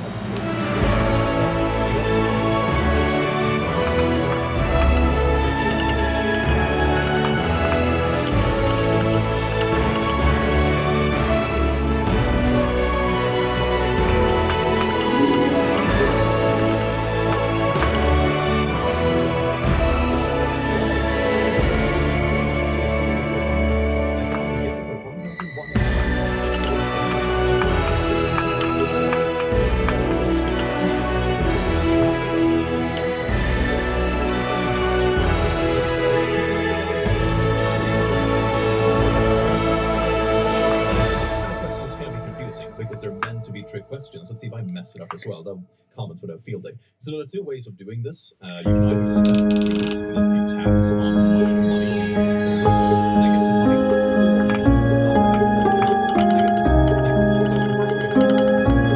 If one is 800, that would set the step plus 200 because you want that 800 pieces of profit.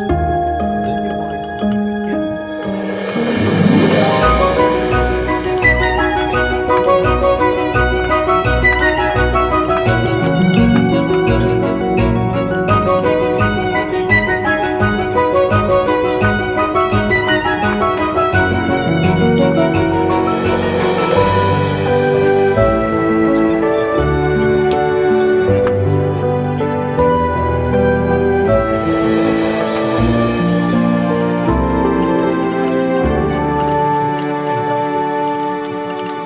So now you basically bought stuff for 1,900, you've sold stuff for 2,300, profit 400. That's an easier way of doing it, is putting it as positives and negatives, because the aspect that it happens to be the same count doesn't actually affect the final equation, and that's kind of where the trick part comes in, that you try to like ping pong it and that becomes confusing. So that's not the easiest way to do it. Just put up all the positives and negatives in separate columns, and there you go. Me versus he who cheated me with, okay?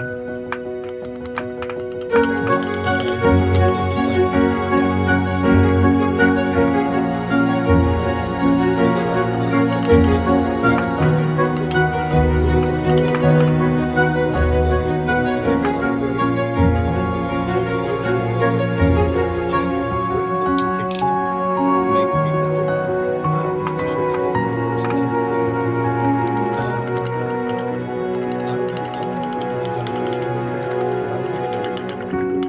Relationship drama onto TikTok and all places.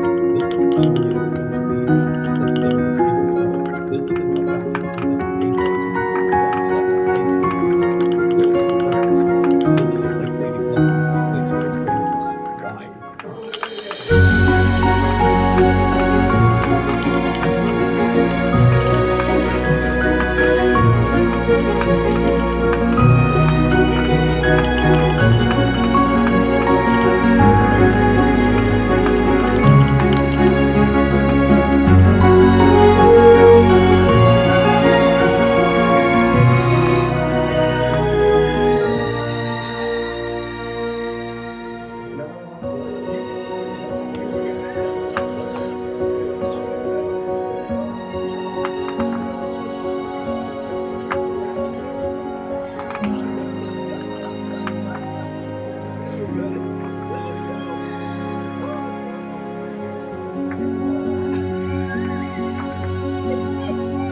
The irony is absolutely staggering.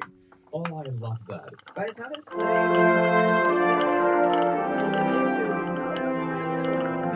I think the correction is that instances of stuff that used to work for you anymore. There are always people looking for work, but it's not sure if you're offering something that is worth their time and interest. I think these people sound like they're somewhat young, so maybe that's not the case, but I know as a person that there is sort of a generational gap when it comes to certain motivating factors. For example, I could see a person my age who owns a house, or at least rent, and a lot of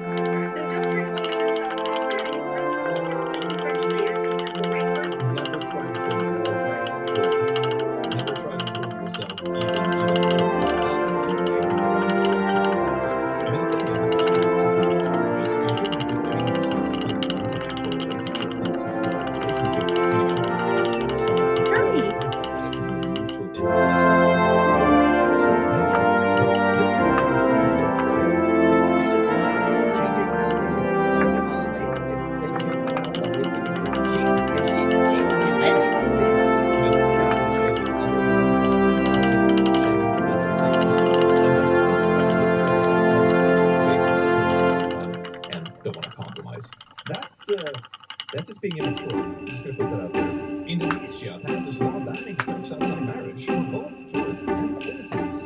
Oh, great. Well, I know I'm not having a vacation. Great. You, a woman was banned for endangering her niece. She wasn't even pregnant.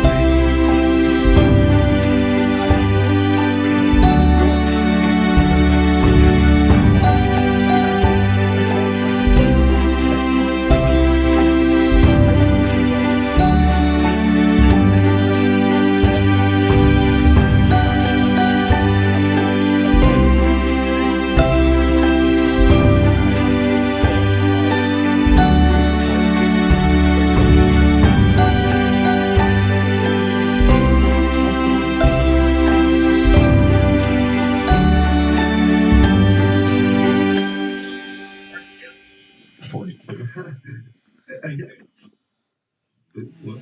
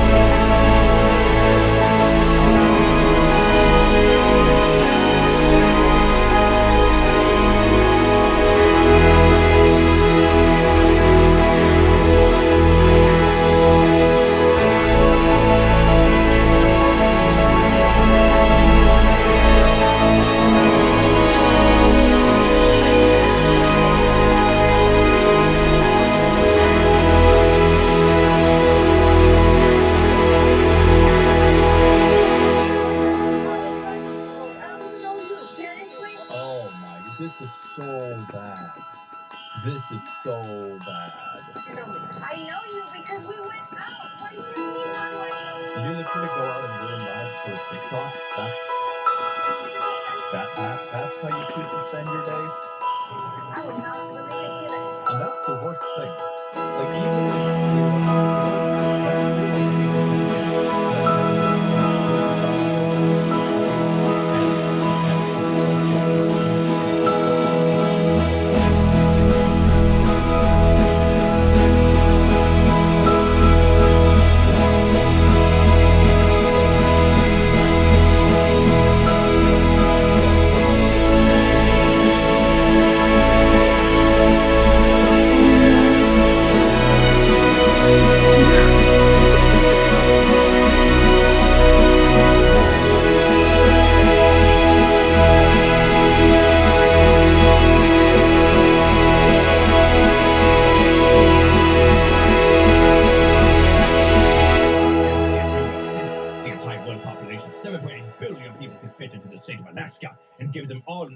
land that everyone can fit nicely. Overpopulation is a lie, just like everything else. The lie is overpopulated spread to reduce fear and scarcity of masses. And to justify the lower the population is statistical fact the cloud of 50% of humans live to 1% of the land.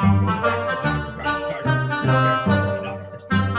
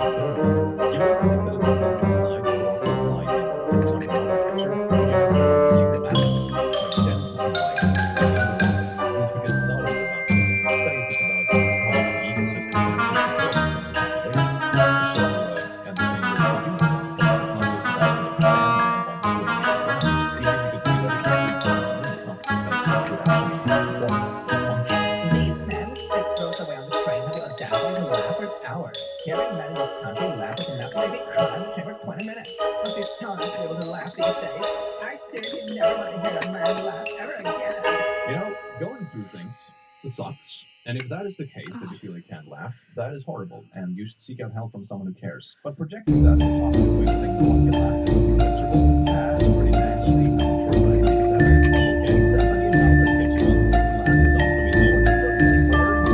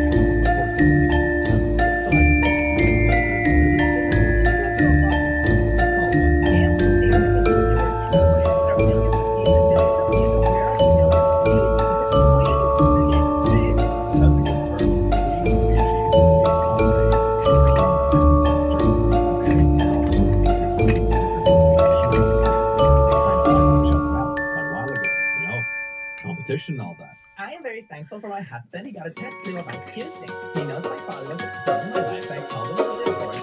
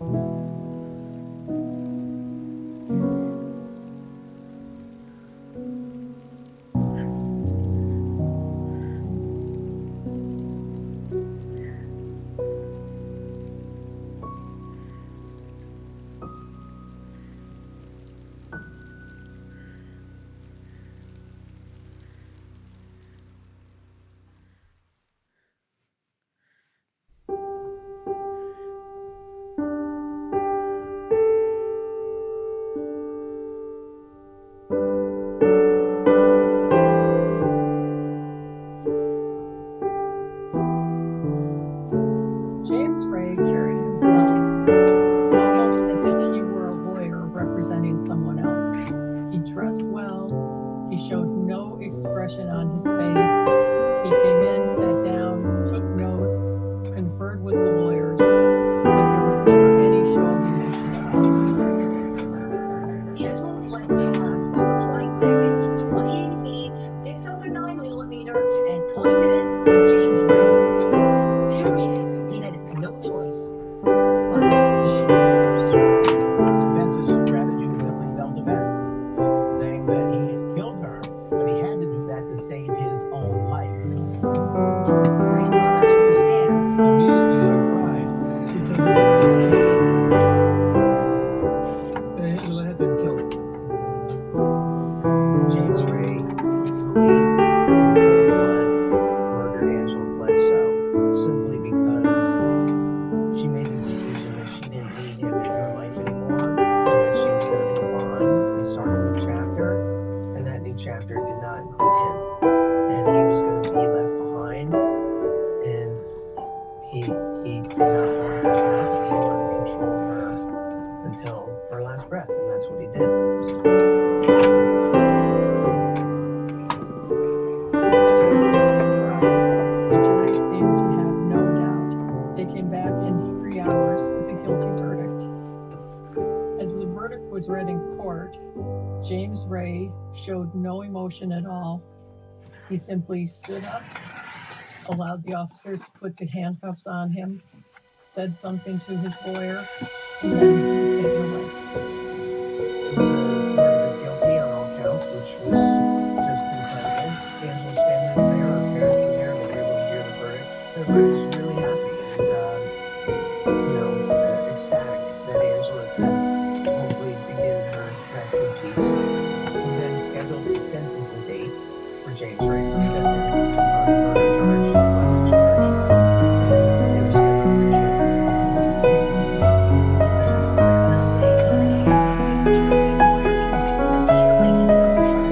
James Ray III died in jail after he was awaiting sentencing. On June 18, 2023, James Ray was in the Essex County Prison waiting to be sentenced for his murder conviction. An officer found him unresponsive in his cell and tried to administer Narcan to him. He was taken to a hospital, but he was not revived and he's declared dead. Ironically, James Ray died on Father's Day. The family was never able to deliver their victim impact statements, and now this little girl lost her mother in a really brutal, tragic way at the hands of her own father. And then her father dies on Father's Day, and whatever questions she may have had of him that she didn't want to ask questions, she's never going to be able to stop to ask them about. She'll never get the answers that maybe she could have going down. I think it's super devastating.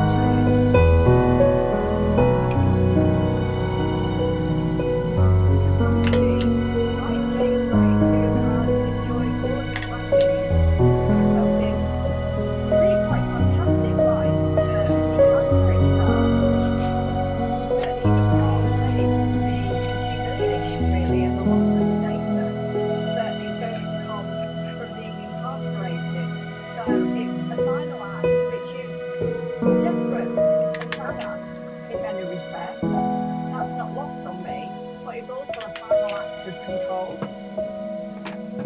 Unfortunately, under New Jersey law, because he was never sentenced, the case cannot remain open, so it was dismissed. I mean, obviously, everybody knows he was convicted.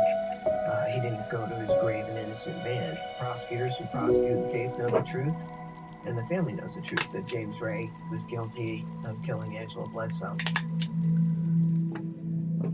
James Ray had spoken against his over contracts,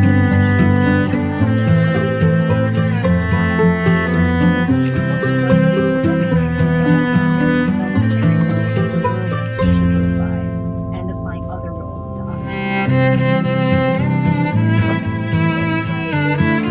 had his own report in section 22 of the Mosaic Code, specifically. This is very sad kind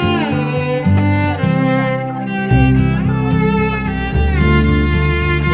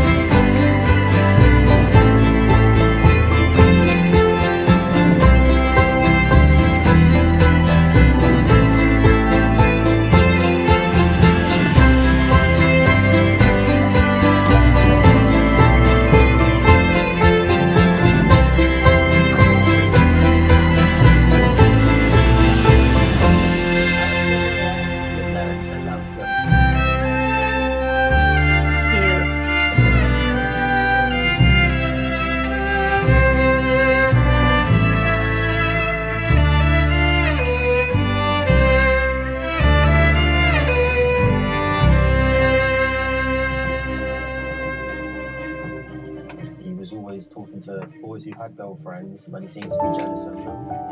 You have someone, a boy, who is actually very fragile. He said that he knew her routine, and he also asked her how was school today. This is somebody who is hiding in plain sight. He's lying weapons. He had really big zombie knives in his possession. There was a killer on the loose.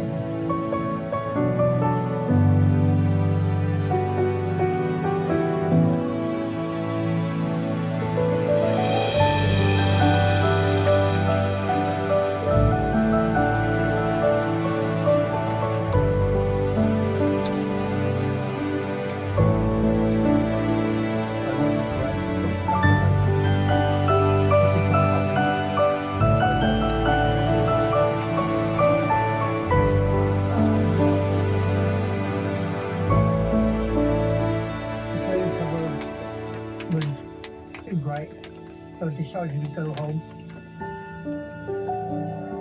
I walked along the path and I heard the two screams coming from the beach. One was a long scream, the other one was a shorter scream with an abrupt end.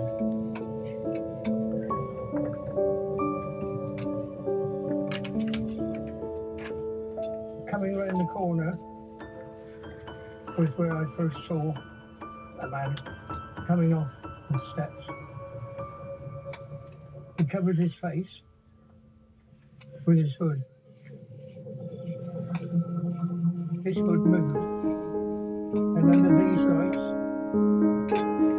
I saw his face.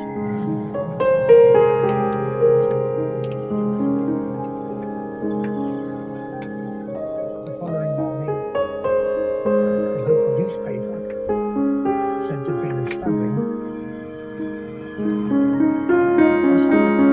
Lasted 6 minutes. 6 minutes doesn't sound like a long time, but for someone who's being stabbed over and over, that's an awfully long time to be pursued by someone. Tributes have been left here to the woman who died, and another 38-year-old remains in hospital with serious injuries. Also, police are urging people who have seen the man pictured in this CCTV image to call them on 999 if they see him. There's a killer on the loose.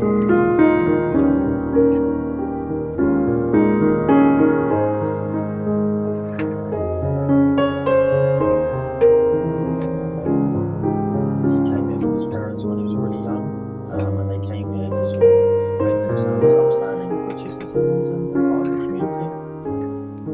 It's a great environment, lots of sports, lots of outdoor activities, great place, great community, great support. I know a friend of mine knew their neighbours and said they were a really lovely family. With Knee Society, what we have is a boy who started off as something that is something that I wrestle with. Knee Society wanted to be seen as strong. He wanted to be seen as masculine ever since he was a little boy. That's just me always wanted to be seen in order to get that kind of attention that they're bringing.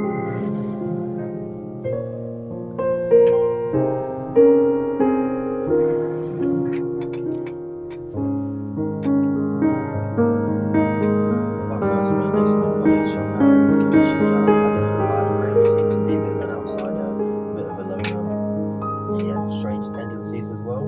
The way he'd act around people, and especially females, was very odd. He'd often come up to people that he wouldn't know and act like they're friends. He was asking about relationships because he really wanted to have one, or he wanted to have some sort of intimate relationship with a woman. He was always talking to boys who had girlfriends, and he seemed to be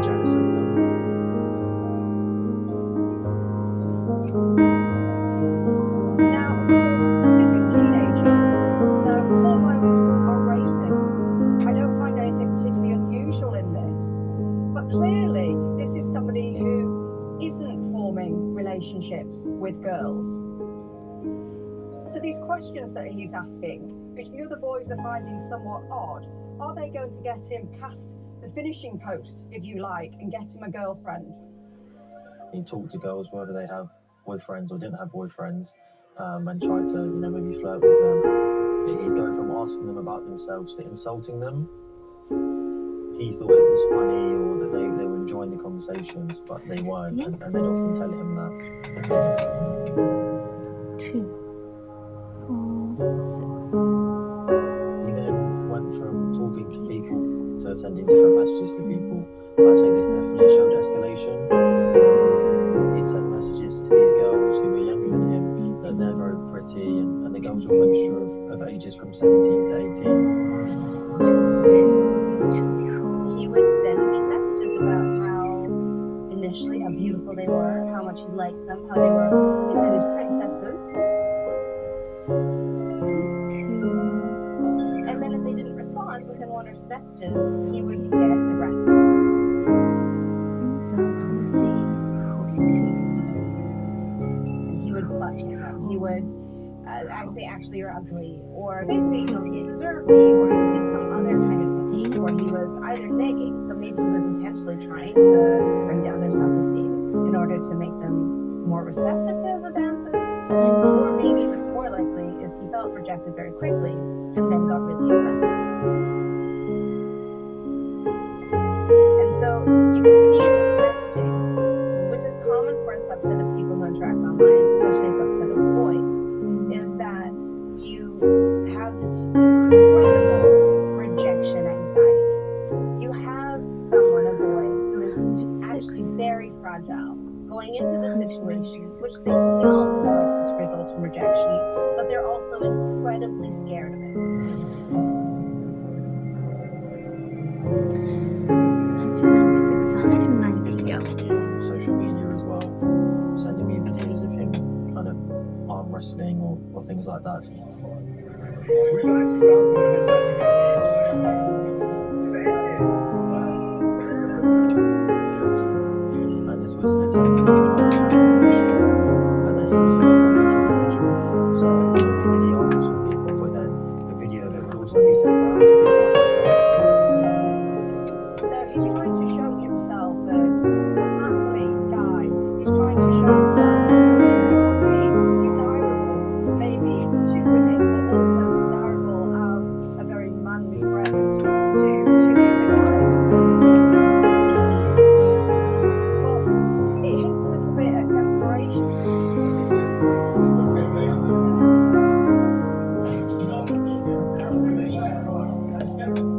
think he wanted to get off the image of this macho man who went to the gym, but as far as I can tell, he didn't actually. I think he was more isolated individually with his devices.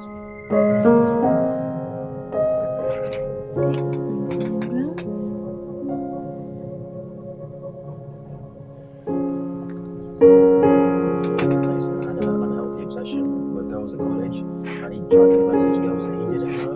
And I would say to him, why are you messaging these girls? And it was just sort of, I'm just talking to her, or it's just a message.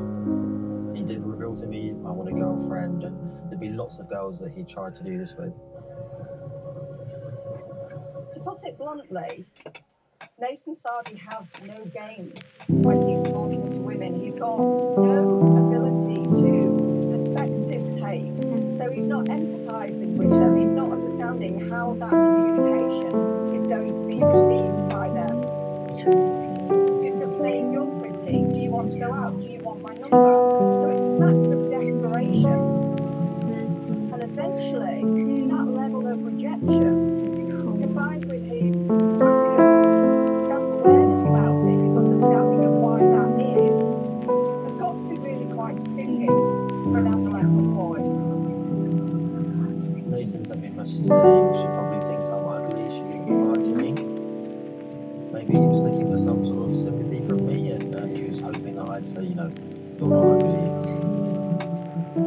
That to me is perhaps quite an honest thing to say, but it also shows real lack of self-confidence, and often the most toxic kind of aggression and grandiosity come from that vulnerability where you don't feel good enough, and so you're going to take it out on somebody else. And also, it could lead to a hopelessness in terms of feeling that girls will never be. So I'm gonna have to play the numbers, just message lots and lots of girls and see if anybody bites. And then if they do bite, maybe also being mean to them because, well, you know, what's wrong with you for liking me? And so that's where that hostile vulnerability is really horrible and really manifests as violence towards others, even if it's just psychological. 208. So that is. Key message from an Instagram account that I originally read as N Skills. I later found out that it was actually Nathan Sardi Kills, and it was his initials NS and then Kills. Setting up an account with a fake name or in this case a pseudonym, NS Kills, which is his initials. But it totally depends on what he did with it and why he created it. Hiding behind the anonymity of this kind of internet interface is going to embolden him, especially if he has these thoughts in his head and he feels rejected, and now he is using this to act out.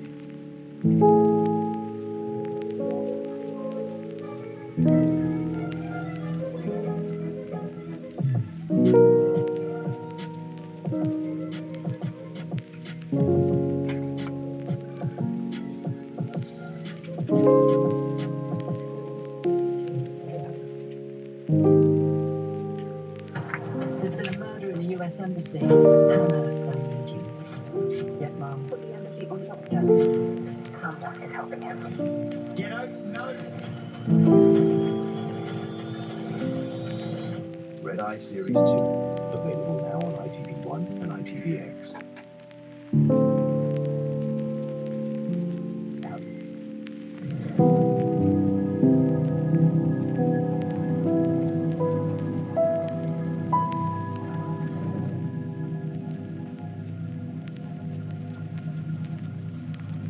One is not